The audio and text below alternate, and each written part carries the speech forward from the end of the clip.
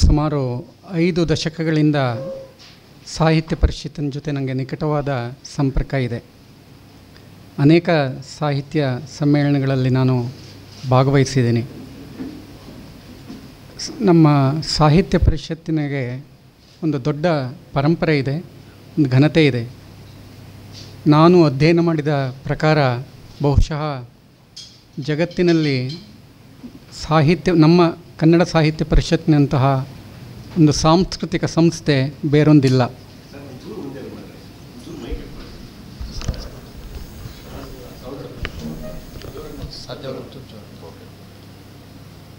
ಇಡೀ ಭಾರತ ಮಾತ್ರ ಅಲ್ಲ, ಜಗತ್ತಿನಲ್ಲೇ ಗಮನಿಸಿದ್ರೂ ಕೂಡ ಸಾಹಿತ್ಯ ಪರಿಷತ್ತಿನಂತಹ ಒಂದು ಸಾಂಸ್ಕೃತಿಕ ಸಂಸ್ಥೆ ಬೇರಿಲ್ಲ. ಅದಕ್ಕೆ ಬಹಳ ಮುಖ್ಯವಾದ ಕಾರಣ ಏನು ಅಂತಂದರೆ, ಸಾಹಿತ್ಯ ಪರಿಷತ್ತು ರಾಜ್ಯ ಮಟ್ಟದಲ್ಲ, ಜಿಲ್ಲಾ ಮಟ್ಟದಲ್ಲ, ತಾಲೂಕು ಮಟ್ಟದಲ್ಲಿ ಕೂಡ ತನ್ನ ಅಂಗಸಂಸ್ಥೆಗಳನ್ನು ಹೊಂದಿದೆ ಅನ್ನೋದು ಬಹಳ ಇಂಪಾರ್ಟೆಂಟು. ಇಷ್ಟು ದೊಡ್ಡ ನೆಟ್ವರ್ಕ್ ಇರುವಂಥ ಮತ್ತೊಂದು ಸಾಹಿತ್ಯ ಸಂಸ್ಥೆ ಬಹುಶಃ ನಾವು ಬೇರೆ ಯಾವ ರಾಜ್ಯದಲ್ಲೂ ನಾವು ಕಾಣೋದಿಲ್ಲ ಅನ್ನೋದು ಬಹಳ ಇಂಪಾರ್ಟೆಂಟು. ಒಂದು ದೊಡ್ಡ ಪರಂಪರೆ ಇಂಥ ಒಂದು ಸಂಸ್ಥೆಗೆ ಇದೆ. ಸಮ್ಮೇಳನಕ್ಕೂ ಆ ಥರ ಒಂದು ಇತಿಹಾಸ ಇದೆ. ಅನೇಕ ಸಲ ನಾವು ಸಮ್ಮೇಳನದ ಬಗ್ಗೆ ಜಾತ್ರೆ ಇತ್ಯಾದಿಗಳು ಟೀಕೆ ಮಾಡ್ತೀವಿ. ಆದರೆ ಪೂತಿನವ್ರು ಯಾವಾಗಲೂ ಹೇಳೋರು, ಉತ್ಸವನೂ ನಮಗೆ ಬೇಕು ಅಂತ ಹೇಳಿ. ಆದರೆ ಈ ಹೊತ್ತು ಸಾಹಿತ್ಯ ಸಮ್ಮೇಳನ ಪಡ್ಕೊಳ್ತಾ ಇರೋ ಸ್ವರೂಪವನ್ನು ನೋಡಿದರೆ, ಸಾಹಿತ್ಯ ಸಮ್ಮೇಳನ ಬೇಕು ನಮಗೆ, ಆದರೆ ಅದರ ಸ್ವರೂಪ ಬದಲಾಗಬೇಕು ಅನ್ನುವಂಥದ್ದು ಎಲ್ಲ ಸಂವೇದನಾಶೀಲ ಮನಸ್ಸುಗಳು ಯೋಚನೆ ಮಾಡ್ತಿರುವಂಥದ್ದು. ಸಮ್ಮೇಳನದ ಬಗ್ಗೆ ವಿರೋಧ ಇಲ್ಲ, ಆದರೆ ಸಮ್ಮೇಳನದ ಸ್ವರೂಪದ ಬಗ್ಗೆ ವಿರೋಧ ಇದೆ. ಯಾಕೆ ಹೀಗೆ ನಾವು ಯೋಚನೆ ಮಾಡ್ತಾಯಿದ್ದೀವಿ ಅಂತಂದರೆ, ಮಹಾರಾಷ್ಟ್ರದಲ್ಲಿ ಮರಾಠಿ ಸಾಹಿತ್ಯ ಸಮ್ಮೇಳನ ನಡೆಯುತ್ತೆ. ಅಲ್ಲಿ ವೇದಿಕೆಯ ಮೇಲೆ ಸಾಹಿತಿಗಳನ್ನು ಬಿಟ್ಟು ಮತ್ತು ಯಾರೂ ಇರೋದಿಲ್ಲ. ಮುಖ್ಯವಾಗಿ ಗಮನಿಸಬೇಕಾದ ಸಂಗತಿ ಇದು. ಆ ರಾಜ್ಯದ ಮುಖ್ಯಮಂತ್ರಿ ಬಂದರೂ ಕೂಡ ಮುಂದಿನ ಸಾಲಿನಲ್ಲಿ ಪ್ರೇಕ್ಷಕರಾಗಿ ಕುಳಿತು ಅಲ್ಲಿ ನಡೆಯುವ ಕಲಾಪಗಳನ್ನು ವೀಕ್ಷಿಸಿ ಹೋಗ್ತಾರೆ ಹೊರತು ವೇದಿಕೆಯಲ್ಲಿ ವಿಜೃಂಭಿಸೋದಿಲ್ಲ. ಆದರೆ ನಮ್ಮ ಸಾಹಿತ್ಯ ಸಮ್ಮೇಳನಗಳಲ್ಲಿ ಸಾಹಿತಿಯನ್ನು ಬಿಟ್ಟು ಉಳಿದವರೆಲ್ಲರೂ ವಿಜೃಂಭಿಸ್ತಾ ಇರ್ತಾರೆ. ಆಶ್ಚರ್ಯ ಅನಿಸುತ್ತೆ. ಇದು ಸಾಹಿತ್ಯ ಸಮ್ಮೇಳನ. ಇಲ್ಲಿ ಸಾಹಿತ್ಯಕ್ಕೆ ಪ್ರಾಶಸ್ತ್ಯ ಇರಬೇಕೇ ಹೊರತು ಉಳಿದಿದ್ದೆಲ್ಲ ಅದಕ್ಕೆ ಪೂರಕವಾಗಿರಬೇಕು.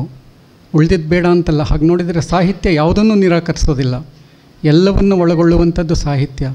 ಅದು ರಾಜಕೀಯ ಇರ್ಬೋದು, ಧರ್ಮ ಇರ್ಬೋದು, ವಿಜ್ಞಾನ ಇರ್ಬೋದು, ತಂತ್ರಜ್ಞಾನ ಇರ್ಬೋದು, ಆಧುನಿಕತೆ ಇರ್ಬೋದು. ಯಾವುದು ಬೇಡ ಸಾಹಿತ್ಯಕ್ಕೆ? ನೀವು 2000 ವರ್ಷದ ಕನ್ನಡ ಸಾಹಿತ್ಯ ಪರಂಪರೆಯನ್ನು ಗಮನಿಸಿದ್ರೆ ಎಲ್ಲವನ್ನು ಒಳಗೊಂಡು ಸಾಹಿತ್ಯ ಸಮೃದ್ಧವಾಗಿ ಬೆಳೆದಿರುವಂಥದ್ದು. ಆದರೆ ಸಾಹಿತ್ಯವನ್ನು ಕೇಂದ್ರವಾಗಿಟ್ಕೊಂಡು ನಾವು ಈ ಉತ್ಸವವನ್ನು ನಡೆಸಬೇಕೇ ಹೊರತು ಸಾಹಿತ್ಯವನ್ನು ನಿರ್ಲಕ್ಷಿಸಿ ಸಾಹಿತ್ಯವನ್ನು ಪಕ್ಕಕ್ಕಿಟ್ಟು ಈ ಉತ್ಸವವನ್ನು ನಡೆಸ್ತೀವಿ ಅಂತಂದರೆ ಅದು ಅಷ್ಟು ಔಚಿತ್ಯಪೂರ್ಣ ಅಲ್ಲ ಅಂತ ಅನಿಸುತ್ತೆ. ನಾವು ಯೋಚನೆ ಮಾಡಬೇಕಿದ್ರ ಬಗ್ಗೆ. ಇತ್ತೀಚಿನ ಬೆಳವಣಿಗೆಗಳನ್ನು ಗಮನಿಸಿದ್ರೆ ಬಹುಶಃ ಸಾಹಿತಿಗಳಿಗಿಂತ ಇಲ್ಲಿ ಸಾಹಿತ್ಯೇತರ ವ್ಯಕ್ತಿಗಳು ಮುಖ್ಯ ಆಗ್ತಾ ಇದ್ದಾರಾ ಅನ್ನುವ ಅನುಮಾನ ನನ್ನಂಥ ವ್ಯಕ್ತಿಗೆ ಕಾಡುತ್ತೆ. ಸೊ ಹೀಗಾಗಿ ಸಾಹಿತ್ಯ ಸಮ್ಮೇಳನದ ಸ್ವರೂಪದ ಬಗ್ಗೆ ನಾವು ಇವತ್ತು ಮೂಲಭೂತವಾಗಿ ಚಿಂತನೆಯನ್ನು ಮಾಡಬೇಕಾಗಿದೆ ಅಂತ ಅನಿಸುತ್ತೆ. ಇನ್ನೊಂದು ಸಂಗತಿ, ಮಂಡ್ಯದಲ್ಲಿ ಈ ಸಾಹಿತ್ಯ ಸಮ್ಮೇಳನ ನಡೀತಾ ಇರೋದು, ನಾನು ಮಂಡ್ಯ ಜಿಲ್ಲೆಯವನೇ ಆದದ್ರಿಂದ ನಮಗೆಲ್ಲರಿಗೂ ಸಂಭ್ರಮದ ಸಂತೋಷದ ಸಂಗತಿ. ಈ ಸಮ್ಮೇಳನ ಸ್ವರೂಪ ಹೇಗಿರಬೇಕು ಅಂತ ನಾನು ಯೋಚನೆ ಮಾಡ್ತೀನಿ ಅಂತಂದರೆ, ಯಾವುದೇ ಸಾಹಿತ್ಯ ಸಮ್ಮೇಳನವನ್ನು ನೋಡಿದ್ರೂ ನೀವು ಸಮೂಹ ಮಾಧ್ಯಮದವರು, ನಾನು ಮತ್ತೆ ಅದನ್ನು ಬೇರೆ ಬೇರೆ ಕಡೆ ಹೇಳಿದ್ದೀನಿ, ಸಾಹಿತ್ಯ ಬಿಟ್ಟು ಉಳಿದಿದ್ರ ಬಗ್ಗೆನೇ ಹೆಚ್ಚು ಚರ್ಚೆ ಆಗ್ತಿರುತ್ತೆ. ಅದರಲ್ಲೂ ನನಗೆ ಆತಂಕ ಉಂಟು ಮಾಡುವಂಥದ್ದು, ಆಶ್ಚರ್ಯ ಉಂಟು ಮಾಡುವಂಥದ್ದು ಯಾವುದು ಅಂತಂದರೆ, ಬೆಳಗ್ಗೆ ತಿಂಡಿ ಏನಿದೆ, ಮಧ್ಯಾಹ್ನ ಊಟ ಏನಿದೆ, ರಾತ್ರಿ ಊಟ ಏನಿದೆ, ಅಯ್ಯೋ ಅದ್ರ ಬಗ್ಗೆ ವಿವರಗಳು ಬರುತ್ತೆ ಹೊರತು ಯಾವ ಗೋಷ್ಠಿ ನಡೀತಾ ಇದೆ, ಯಾವ ವಿಷಯದ ಬಗ್ಗೆ ಚರ್ಚೆ ನಡೀತಾ ಇದೆ, ಯಾವ್ಯಾವ ಲೇಖಕರು ಭಾಗವಹಿಸ್ತಾ ಇದ್ದಾರೆ, ಅದ್ರ ಬಗ್ಗೆ ಮಾಹಿತಿಗಳೇ ಇರೋದಿಲ್ಲ ನಮಗೆ. ಪತ್ರಿಕೆಗಳನ್ನು ನಾನು ಸಾಹಿತ್ಯ ಸಮ್ಮೇಳನಕ್ಕೆ ಸಂಬಂಧಪಟ್ಟಾಗೆ ಏನು ಮಾಹಿತಿ ಇದೆ ಅಂತ ಓದಿದರೆ ವಾದ ವಿವಾದಗಳಿರುತ್ತೆ, ಮತ್ತು ಊಟ ಉಪಚಾರದ ಬಗ್ಗೆ ಇರುತ್ತೆ. ಇದೊಂದು ಆಹಾರದ ಸಮ್ಮೇಳನ. ಇಲ್ಲಿ ಯಾವ ಮುಖ್ಯ ಲೇಖಕರು ಭಾಗವಹಿಸ್ತಾರೆ, ಯಾವ ವಿಚಾರದ ಬಗ್ಗೆ ಚರ್ಚೆ ನಡೀತಾ ಇದೆ, ಯಾವ್ಯಾವ ಗೋಷ್ಠಿ ನಡೀತಾ ಇದೆ, ಇನ್ನು 1 ತಿಂಗಳು ಸಾಹಿತ್ಯ ಸಮ್ಮೇಳನ ಇದೆ, ಯಾವ ಗೋಷ್ಠಿ ನಡೀತಾ ಇದೆ ಅಂತ ನನಗೆ ಇದುವರೆಗೂ ಗೊತ್ತಿಲ್ಲ. ಒಬ್ಬ ಲೇಖಕನಾಗಿ ನನಗೆ ಯಾವ ಗೋಷ್ಠಿ ನಡೀತಾ ಇದೆ, ಯಾವ ವಿಚಾರದ ಬಗ್ಗೆ ಚರ್ಚೆ ನಡೀತಾ ಇದೆ, ಸಾಹಿತ್ಯ ಸಮ್ಮೇಳನದ ಫೋಕಸ್ ಏನು, ಯಾವುದು ಸಮಕಾಲೀನವಾದ ಯಾವ ಸಮಸ್ಯೆಯನ್ನು, ಕನ್ನಡದ ಯಾವ ಸಮಸ್ಯೆಯನ್ನು ಎತ್ಕೊಂಡು ಇವರು ಚರ್ಚೆ ಮಾಡ್ತಿದ್ದಾರೆ, ಈ ಯಾವುದ್ರ ಬಗ್ಗೆನೂ ಚಿಂತನೆ ಇಲ್ಲ ಅಂತಂದರೆ ಮತ್ತು ಸಾಹಿತ್ಯ ಸಮ್ಮೇಳನ ಯಾಕೆ ಬೇಕು? ಇನ್ನೊಂದು ಸಂಗತಿ ನನಗೆ ಈ ಸಂದರ್ಭದಲ್ಲಿ ಹೇಳಲೇಬೇಕಾದ್ದೇನು ಅಂತಂದರೆ, ನಾನು ಒಂದು 6 ತಿಂಗಳು ಕಾರ್ಯದರ್ಶಿಯಾಗಿದ್ದೆ, ಗೌರವ ಕಾರ್ಯದರ್ಶಿಯಾಗಿ ಕನ್ನಡ ಸಾಹಿತ್ಯ ಪರಿಷತ್ನಲ್ಲಿ ವರ್ಕ್ ಮಾಡಿದೆ. ಸಾಶಿ ಮರಳಿ ಅವರ ಕಾಲದಲ್ಲಿ 6 ತಿಂಗಳು ನಾನು ಕೇಂದ್ರ ಸಾಹಿತ್ಯ ಪರಿಷತ್ತಿನ ಗೌರವ ಕಾರ್ಯದರ್ಶಿಯಾಗಿದ್ದೆ. ಆವಾಗ ಕಾರ್ಯಕಾರಿ ಸಮಿತಿಯಲ್ಲಿ ನಾನೊಂದು ಒಂದು ವಿಷಯವನ್ನು ಪ್ರಸ್ತಾಪಿಸಿದೆ. ಆಗ ಇಷ್ಟೆಲ್ಲ ಹಣ ಖರ್ಚಾಗ್ತಿರಲಿಲ್ಲ. 1 ಕೋಟಿನೋ 2 ಕೋಟಿನೋ ಸಾಹಿತ್ಯ ಸಮ್ಮೇಳನಕ್ಕೆ ಕೊಡ್ತಾಯಿದ್ರು. ನಾನು ಹೇಳಿದೆ, 1 ವರ್ಷ ನಾವು ಸಾಹಿತ್ಯ ಸಮ್ಮೇಳನವನ್ನು ಮಾಡೋದನ್ನು ನಿಲ್ಲಿಸೋಣ, ಆ ಹಣವನ್ನು ಒಂದು ಲೈಬ್ರರಿ ಮಾಡೋಣ, ಒಂದು ರೆಫರೆನ್ಸ್ ಸೆಕ್ಷನ್ನು, ಕನ್ನಡದ ಎಲ್ಲ ಪ್ರಮುಖ ಪುಸ್ತಕಗಳು ಒಂದು ಕಡೆ ಸಿಗಬೇಕು. ಇವತ್ತು ಯಾರಾದರೂ ಕನ್ನಡದ ಬಗ್ಗೆ ಸಂಶೋಧನೆ ಮಾಡ್ತಾರೆ ಅಂತಂದರೆ, ಕನ್ನಡದ ಬಗ್ಗೆ ಅಧ್ಯಯನ ಮಾಡ್ತಾರೆ ಅಂತಂದರೆ, ನಮ್ಮ ಪ್ರಮುಖ ಲೇಖಕರ ಎಲ್ಲ ಪುಸ್ತಕಗಳು ಒಂದು ಕಡೆ ಸಿಗೋದಿಲ್ಲ, ಗೊತ್ತಾ? ನಮಗೆ ದೊಡ್ಡ ಸಮಸ್ಯೆ ಇವತ್ತು ನಮಗೆ ಅಧ್ಯಯನ ಮಾಡೋರಿಗೆ. ಸೊ ನಾವು ಒಂದು ರೆಫರೆನ್ಸ್ ಸೆಕ್ಷನ್ ಮಾಡೋಣ, ಅದನ್ನು ಪುಸ್ತಕಗಳನ್ನು ಇಶ್ಯೂ ಮಾಡೋದು ಬೇಡ, ಯಾರಾದರೂ ಬಂದು ಓದ್ಕೊಂಡು ಹೋಗೋರು ಓದಲಿ, ಇಲ್ಲದಿದ್ದರೆ ಜೆರಾಕ್ಸ್ ಮಾಡಿಸ್ಕೊಳ್ಳಿ, ಆ ಥರ ಅನುಕೂಲ ಮಾಡೋಣ. 1 ವರ್ಷ ಸಾಹಿತ್ಯ ಸಮ್ಮೇಳನ ಮಾಡೋದು ಬೇಡ, ನಿಲ್ಲಿಸಿದರೆ ಇಷ್ಟು ಅನುಕೂಲ ಆಗುತ್ತೆ ಅಂತ. ಆ ಕಾರ್ಯಕಾರಿ ಸಮಿತಿಯಲ್ಲಿ 37 ಜನ ಇದ್ದರು. ಅದರಲ್ಲಿ ಒಬ್ಬರು ಮಾತ್ರ ನಂಗೆ ಸಪೋರ್ಟ್ ಮಾಡಿದರು, ವಿವೇಕ್ ರೈ ಅವರು. ಇನ್ಯಾರೂ ಸಪೋರ್ಟ್ ಮಾಡಲಿಲ್ಲ. ಈಗ ನಿಮಗೆ ಗೊತ್ತಾಗುತ್ತೆ ಸಾಹಿತ್ಯ ಪರಿಷತ್ತು ಕೆಲಸ ಮಾಡ್ತಿರೋ ಕ್ರಮ ಹೇಗೆ ಅಂತ. ಅಂದರೆ ಸಾಹಿತ್ಯದ ಅಧ್ಯಯನಕ್ಕೆ ಇವತ್ತೂ ನನಗೆ ಕರ್ನಾಟಕದಲ್ಲಿ ಕನ್ನಡದ ಪ್ರಮುಖ ಲೇಖಕರ ಎಲ್ಲ ಪುಸ್ತಕಗಳು ಸಿಗುವಂಥ ಒಂದು ಲೈಬ್ರರಿ ಇಲ್ಲ, ನಮಗೆ ಒಂದು ರೆಫರೆನ್ಸ್ ಸೆಕ್ಷನ್ ಇಲ್ಲ. ಮಂಡ್ಯ ಜಿಲ್ಲೆಯಲ್ಲೂ ಮಂಡ್ಯ ಜಿಲ್ಲೆಯ ಒಟ್ಟು ಸಾಹಿತ್ಯದ ಬಗ್ಗೆ ಚರ್ಚೆ ಮಾಡಬೇಕು ಅಂತ ನನಗೆ ಬೇಕಾದ ಅಧ್ಯಯನ ಸಾಮಗ್ರಿ ನನಗೆ ಒಂದು ಕಡೆ ಸಿಗೋದಿಲ್ಲ. ಮಂಡ್ಯದಲ್ಲಿ ಆ ಥರದ್ದೊಂದು ಲೈಬ್ರರಿ ರೆಫರೆನ್ಸ್ ಸೆಕ್ಷನ್ನು ಇದೆ ಅಂತ ನನಗೆ ಗೊತ್ತಿಲ್ಲ. ಕನ್ನಡದ ಎಲ್ಲ ಪ್ರಮುಖ ಪುಸ್ತಕಗಳು ಸಿಗುವಂಥದ್ದು. ನಾವು 25 ಕೋಟಿಯನ್ನು ಖರ್ಚು ಮಾಡ್ತೀವಲ್ಲ, ಅದರಲ್ಲಿ 2.5 ಕೋಟಿ ಖರ್ಚು ಮಾಡಿದರೂ ಈ ಥರದ್ದೊಂದು ಲೈಬ್ರರಿ ಮಾಡಿಬಿಡ್ಬೋದು ನಾವು. ಎಷ್ಟು ಜನ ಸಾಹಿತ್ಯಾಭ್ಯಾಸಿಗಳಿಗೆ ಅನುಕೂಲ ಆಗುತ್ತೆ ಅಂತ. ಅಂದರೆ ನಾವು ಯಾವ ದಿಕ್ಕಿನಲ್ಲಿ ಯೋಚನೆ ಮಾಡ್ತಾಯಿದ್ದೀವಿ? ಆಡಂಬರ, ಅದ್ದೂರಿ. ಹಾಗೆ ನೋಡಿದರೆ ಕುವೆಂಪು ಅವರಿಗೆ ತುಂಬ ಪ್ರೀತಿ ಇದ್ದಿದ್ದು, ಅವರು ಶಿವಮೊಗ್ಗ ಜಿಲ್ಲೆಯಲ್ಲಿ ಹುಟ್ಟಿ ಬೆಳೆದರೂ ಕೂಡ ಅವರಿಗೆ ತುಂಬ ಪ್ರೀತಿ ಇದ್ದಿದ್ದು ಮಂಡ್ಯ ಬಗ್ಗೆ. ಇಲ್ಲಿ ವಿಚಾರ ಕ್ರಾಂತಿಗೆ ಆಹ್ವಾನ ಅನ್ನುವ ಭಾಷಣ ಇಲ್ಲಿ ಅವರು ನಿಜವಾಗಿಯೂ ಹೊಸ ತಲೆಮಾರಿಗೆ ಸಂದೇಶವನ್ನು ಕೊಟ್ಟಿದ್ದು ಮಂಡ್ಯ ಜಿಲ್ಲೆಯಲ್ಲಿ. ಅವರ ನೇಗಿಲ ಯೋಗಿ ಪರಿಕಲ್ಪನೆ ಇದೆಯಲ್ಲ, ಅದು ಹುಟ್ಕೊಂಡಿದ್ದು ಮಂಡ್ಯ ಜಿಲ್ಲೆಯ ನಮ್ಮ ನಾಗಮಂಗಲ, ಪಾಂಡವಪುರ, ಮೇಲ್ಕೋಟೆ. ಆಗಿನ ನೀರಾವರಿ ಸೌಲಭ್ಯ ಇರಲಿಲ್ಲ ನಮಗೆ, ಮಳೆ ಆಶ್ರಿತ ಪ್ರದೇಶ ಅದು. ಆ ರೈತನ ಪರಿಕಲ್ಪನೆ ಇದೆಯಲ್ಲ, ಅದರಲ್ಲಿ ನೇಗಿಲ ಯೋಗಿ ಕಲ್ಪನೆ ಹುಟ್ಕೊಂಡಿದ್ದು. ಅವರ ಕಾದಂಬರಿಗಳಲ್ಲಿ ನಾವು ನಿಜವಾಗಿಯೂ ನಾವೇನು ಕಾಣಬಹುದು ಅಂತಂದರೆ, ಅಲ್ಲಿಯ ಕೃಷಿಯ ಪದ್ಧತಿಯನ್ನು, ಮಲೆನಾಡಿನ ಇದನ್ನು ಕಾಣ್ಬೋದೇ ಹೊರತು ಅವರ ನೇಗಿಲ ಯೋಗಿ ಪರಿಕಲ್ಪನೆ ಇದೆಯಲ್ಲ, ಬಹುಶಃ ಅದು ಮಂಡ್ಯದಿಂದ ಹುಟ್ಟಿದ್ದು. ಮಂತ್ರಮಾಂಗಲ್ಯ ಕುವೆಂಪು ಹೇಳ್ತಾ ಇದ್ರು ಆ ಕಾಲಕ್ಕೆ, ಮಂತ್ರಮಾಂಗಲ್ಯವನ್ನು ಹೆಚ್ಚು ಬಳಕೆಗೆ ತಂದಿದ್ದು ಮಂಡ್ಯ ಜಿಲ್ಲೆ ಅಂತ. ಸೊ ಹೀಗಾಗಿ ಸರಳತೆ ಇದೆಯಲ್ಲ, ಅದು ಒಂದು ಆದರ್ಶ ಯಾವಾಗಲೂ. ಈ ಅದ್ದೂರಿ, ಆಡಂಬರ ಇವೆಲ್ಲ ಬೇಕಾ ನಮಗೆ? ಸೊ ಈ ದಿಕ್ಕಲ್ಲಿ ನಾವು ಚರ್ಚೆ ಮಾಡಬೇಕಾಗಿದೆ. ಅದರಲ್ಲೂ ವಿಶೇಷವಾಗಿ ನಮ್ಮಲ್ಲಿ ಇವತ್ತು ಸಮೂಹ ಮಾಧ್ಯಮಗಳು ಒಂದು ಸಮಾಜವನ್ನು ಜಾಗೃತಗೊಳಿಸುವಂಥದ್ದು, ಸಮಾಜವನ್ನು ಎಚ್ಚರಿಸುವಂಥದ್ದು, ಸಮಾಜವನ್ನು ಸರಿದಾರಿಗೆ ಕರ್ಕೊಂಡು ಹೋಗುವಂಥದ್ದು ನಿಸ್ಸಂದೇಹವಾಗಿ ಸಮೂಹ ಮಾಧ್ಯಮಗಳೇ. ಯಾಕೆಂದರೆ ಜನಸಾಮಾನ್ಯರಲ್ಲಿ ಒಂದು ಅಭಿಪ್ರಾಯವನ್ನು ರೂಪಿಸೋದ್ರಲ್ಲಿ ಇವತ್ತು ಸಮೂಹ ಮಾಧ್ಯಮಗಳ ಪಾತ್ರ ಬಹಳ ಮುಖ್ಯವಾದದ್ದು. ಆದರೆ ಸಮೂಹ ಮಾಧ್ಯಮಗಳಿಗೆ ಕೂಡ ಈ ಸಾಮಾಜಿಕ ಜವಾಬ್ದಾರಿಯನ್ನು ನಿರ್ವಹಿಸ್ತಾ ಇದೆಯಾ, ಹೇಗೆ, ಏನು? ಸೊ ಈ ಬಗ್ಗೆ ಕೂಡ ನಾವು ಚರ್ಚೆ ಆಗಬೇಕಾಗಿದೆ. ಅದಕ್ಕೆ ನನಗೆ ಎಷ್ಟೋ ಸಲ ಅನಿಸುತ್ತೆ, ಈ ಸಾಹಿತ್ಯ ಸಮ್ಮೇಳನ 3 ಸಂಗತಿಗಳು ಈ ಸಾಹಿತ್ಯ ಸಮ್ಮೇಳನದಲ್ಲಿ ಸಾಧ್ಯ ಆಗೋಕ್ಕಾದರೆ, ಇವೆಲ್ಲ ಆದರ್ಶ ಅಷ್ಟೇ, ಆಗತ್ತೆ ಬಿಡುತ್ತೆ ಅಲ್ಲ. ಎಷ್ಟೋ ಸಂದರ್ಭಗಳಲ್ಲಿ ನಮ್ಮ ಮಾತೆಲ್ಲ ಏನಾಗ್ಬಿಡುತ್ತೆ ಅಂದರೆ ಗೊಣಗಾಟ ಆಗಿಬಿಡುತ್ತೆ ಅಷ್ಟೇ. ನಾನೀಗ ಮಾತಾಡ್ತೀನಿ, ಸೊ ಏಕೆಂದರೆ ಯಾವುದೋ ಒಬ್ಬ ರಾಜಕಾರಣಿಯ ಮಾತೋ, ಒಬ್ಬ ಧಾರ್ಮಿಕ ಗುರುವಿನ ಮಾತೋ ಹೈಲೈಟ್ ಆಗ್ತಾ ಇರುತ್ತೆ, ಅಥವಾ ಒಬ್ಬ ಸಿನಿಮಾ ನಟನ ಮಾತೋ, ಒಬ್ಬ ಸಾಹಿತಿ ಮಾತಾಡ್ತಾರೆ ಅಂತಂದರೆ ಒಂದು ಕಾಲಕ್ಕೆ ಅದು ಮುಖ್ಯ ಆಗ್ತಾ ಇತ್ತು. ಆದರೆ ಇವತ್ತು ಸಮೂಹ ಮಾಧ್ಯಮಗಳು ಅದಕ್ಕೆ ಪ್ರಾಶಸ್ತ್ಯ ಕೊಡೋದಿಲ್ಲ, ಅಥವಾ ಸಾಹಿತಿಗಳು ನಮ್ಮ ಘನತೆಯನ್ನು ನಾವು ಕಳ್ಕೊಂಡಿದ್ದೀವ, ಯೋಚನೆ ಮಾಡಬೇಕು. ಆತ್ಮವಿಮರ್ಶೆ ಕೂಡ ನಮಗೆ ಅಗತ್ಯ ಇದೆ. ನಮ್ಮ ಸಾಹಿತ್ಯ ಕೂಡ ಒಂದು ರೀತಿ ಅಧೀನ ಮನಸ್ಥಿತಿಗೆ ತಲುಪಿಬಿಟ್ಟಿದೆಯಾ, ಸ್ವಾಯತ್ತತೆಯನ್ನು ಕಳ್ಕೊಂಬಿಟ್ಟಿದೆಯಾ, ಹೇಳುವ ಶಕ್ತಿಯನ್ನು ನಾವು ಕಳ್ಕೊಂಬಿಟ್ಟಿದ್ದೀವ, ದಿಟ್ಟತನದಿಂದ ಮಾತನಾಡೋ ಶಕ್ತಿಯನ್ನು ನಾವು ಕಳ್ಕೊಂಬಿಟ್ಟಿದ್ದೀವ, ಅದು ಕೂಡ ನಾವು ಯೋಚನೆ ಮಾಡಬೇಕಾಗಿದೆ. ಸೊ ಮಂಡ್ಯದ ಸಾಹಿತ್ಯ ಸಮ್ಮೇಳನ ನಡೀತಾ ಇದೆ ಎನ್ನುವಾಗ ನನಗೆ 3 ಸಂಗತಿಗಳ ಬಗ್ಗೆ ಈ ಸಾಹಿತ್ಯ ಸಮ್ಮೇಳನ ಸಂಬಂಧಪಟ್ಟವ್ರು ಯೋಚನೆ ಮಾಡಲಿಕ್ಕೆ ಸಾಧ್ಯ ಆದರೆ ಒಳ್ಳೆಯದು ಅಂತ. ಮೊದಲನೇದು, ಮಂಡ್ಯ ಸಾಂಸ್ಕೃತಿಕವಾಗಿ ಅತ್ಯಂತ ಶ್ರೀಮಂತವಾದ ಜಿಲ್ಲೆ. ಬಹಳ ಮುಖ್ಯವಾದದ್ದು. ನಾವು ಎಷ್ಟೋ ಸಲ ಕಲ್ಚರಲ್ ಸೆಂಟರ್ಸ್ ಅಂತ ನಾವಾಗ ಶಿವಮೊಗ್ಗನ ಹೇಳ್ತೀವಿ, ಧಾರವಾಡವನ್ನು ಹೇಳ್ತೀವಿ, ಮಂಗಳೂರನ್ನು ಹೇಳ್ತೀವಿ. ಆದರೆ ಮಂಡ್ಯವನ್ನು ಕಲ್ಚರಲ್ ಸೆಂಟರ್ ಅಂತ ಹೇಳೋದಿಲ್ಲ, ಸಾಂಸ್ಕೃತಿಕ ಜಿಲ್ಲೆ ಅಂತ ಗುರುತಿಸೋದಿಲ್ಲ. ಆದರೆ ನಾನು 50 ವರ್ಷ ಕನ್ನಡ ಸಾಹಿತ್ಯವನ್ನು ಅಧ್ಯಯನ ಮಾಡಿ ಹೇಳ್ತಾ ಇದ್ದೀನಿ, ಯಾವುದೇ ಜಿಲ್ಲೆಗಿಂತ ಮಂಡ್ಯ ಸಾಂಸ್ಕೃತಿಕವಾಗಿ ಅತ್ಯಂತ ಶ್ರೀಮಂತ ಜಿಲ್ಲೆ. ಅನೇಕ ಮೊದಲುಗಳಿಗೆ ಕಾರಣ ಆಗಿದೆ ಮಂಡ್ಯ ಜಿಲ್ಲೆ ಅನ್ನೋದನ್ನ ನೆನಪಲ್ಲಿಟ್ಕೋಬೇಕು. ಒಂದು ಸಣ್ಣ ಉದಾಹರಣೆ ಕೊಡ್ತೀನಿ ನೋಡಿ. ಇವತ್ತು ಯಕ್ಷಗಾನ ಅಂತಾರಾಷ್ಟ್ರೀಯ ಮಟ್ಟದಲ್ಲಿ ಖ್ಯಾತಿಯನ್ನು ಗಳಿಸಿದೆ. ಈ ಯಕ್ಷಗಾನದ ಮೂಲ ಎಲ್ಲಿದೆ ಅಂತಂದರೆ ಮಂಡ್ಯ ಜಿಲ್ಲೆಯಲ್ಲಿದೆ.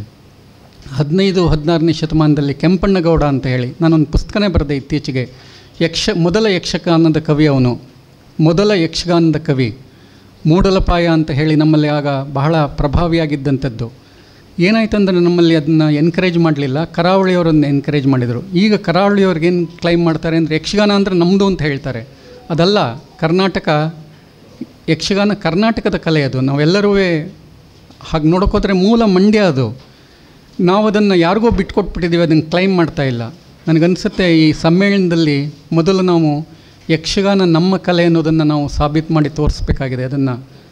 ಅದಕ್ಕೆ ಉತ್ಸಾಹವನ್ನು ತೋರಿಸ್ಬೇಕಾಗಿದೆ ನಾವು ಆ ಥರ ಅಂತ ಹೇಳಿ. ಅದನ್ನ ಕೃಷಿ ಸಂಸ್ಕೃತಿಯ ಬಗ್ಗೆ ಹಾಗೆ ನೋಡಿದರೆ ಮೊದಲ ಒಕ್ಕಲಿಗ ಕವಿ ಕೆಂಪಣ್ಣಗೌಡ.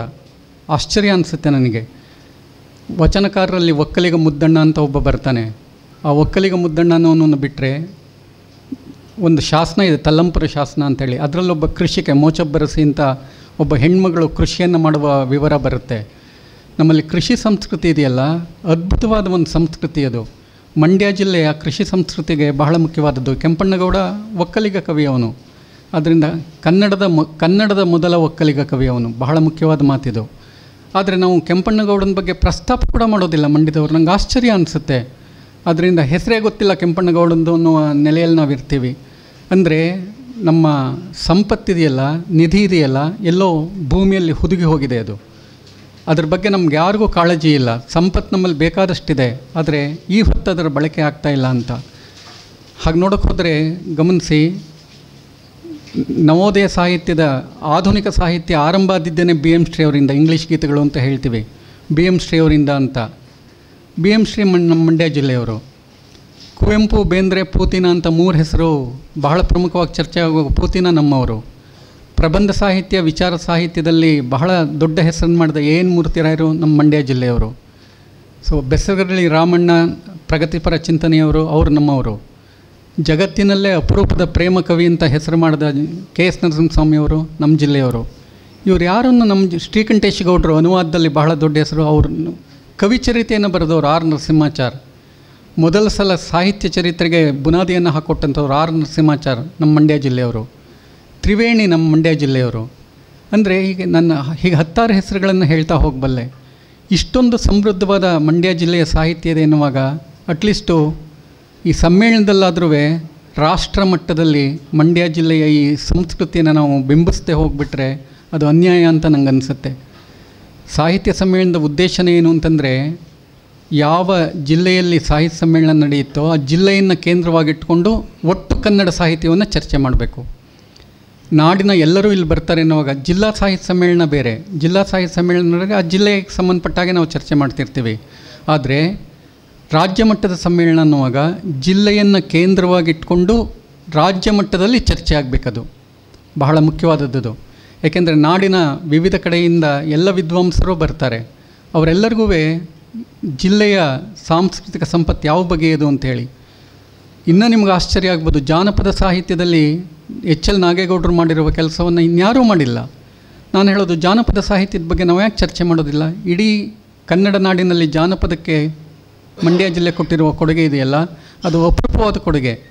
ಹೀಗೆ ಕನ್ನಡದ ನಾವು ಏನು ಯೋಚನೆ ಮಾಡ್ತಿದ್ದೀವಿ ಅಂದರೆ, ನಾವು ಮಂಡ್ಯ ಅಂತಂದರೆ ಒಂಥರ ಕಾವೇರಿ ನದಿ, ಕಬ್ಬು, ಗದ್ದಳ್ಳಿ, ಆಮೇಲೆ ಒರಟು ಜನ ಮಾತನಾಡೋರು ಅಥವಾ ಜಗಳ ಆಡೋರು, ಈ ಥರ ಏನೋ ನಮ್ಮನ್ನು ಬಿಂಬಿಸಿರೋ ಕ್ರಮವೇ ವಿಚಿತ್ರ ಅಂತ ಅನ್ಸುತ್ತೆ ನನಗೆ.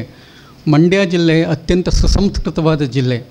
ಮಂಡ್ಯ ಜಿಲ್ಲೆ ತುಂಬ ಶ್ರೀಮಂತವಾದ ಸಂಸ್ಕೃತಿಯಲ್ಲಿ ತುಂಬ ಶ್ರೀಮಂತವಾದ ಜಿಲ್ಲೆ.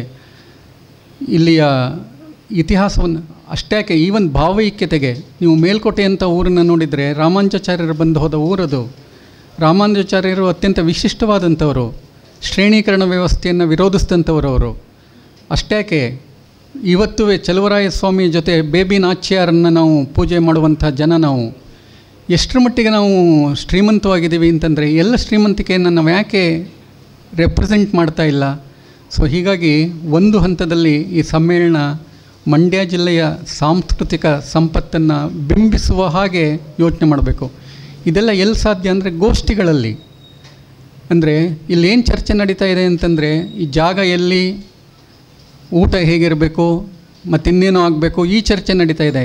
ಯಾವ ಗೋಷ್ಠಿ ಇರಬೇಕು, ಏನನ್ನು ಬಿಂಬಿಸ್ಬೇಕು ನಾವು, ಆ ಬಗ್ಗೆ ಚರ್ಚೆ ನಡೀತಾ ಇಲ್ಲ. ನನ್ನ ಆಸಕ್ತಿ ಇರೋದು ಸಾಹಿತ್ಯವನ್ನು ಕೇಂದ್ರವಾಗಿಟ್ಕೊಂಡು ಮಂಡ್ಯ ಜಿಲ್ಲೆಯ ಕೊಡುಗೆ ರಾಜ್ಯಕ್ಕೆ, ರಾಷ್ಟ್ರಕ್ಕೆ ಹೇಗಿದೆ ಅಂತ. ಈ ಒಂದು ಪುಸ್ತಕ ತರುವಾಗಲೂ ಅಷ್ಟೇ ಮಂಡ್ಯ ಜಿಲ್ಲೆಯ ಸಾಧಕರು ಎಷ್ಟು ಬೇರೆ ಬೇರೆ ಕ್ಷೇತ್ರದಲ್ಲಿ ಸಾಧನೆಯನ್ನು ಮಾಡಿದವರು ಬೇಕಷ್ಟು ಜನ ಇದ್ದಾರೆ.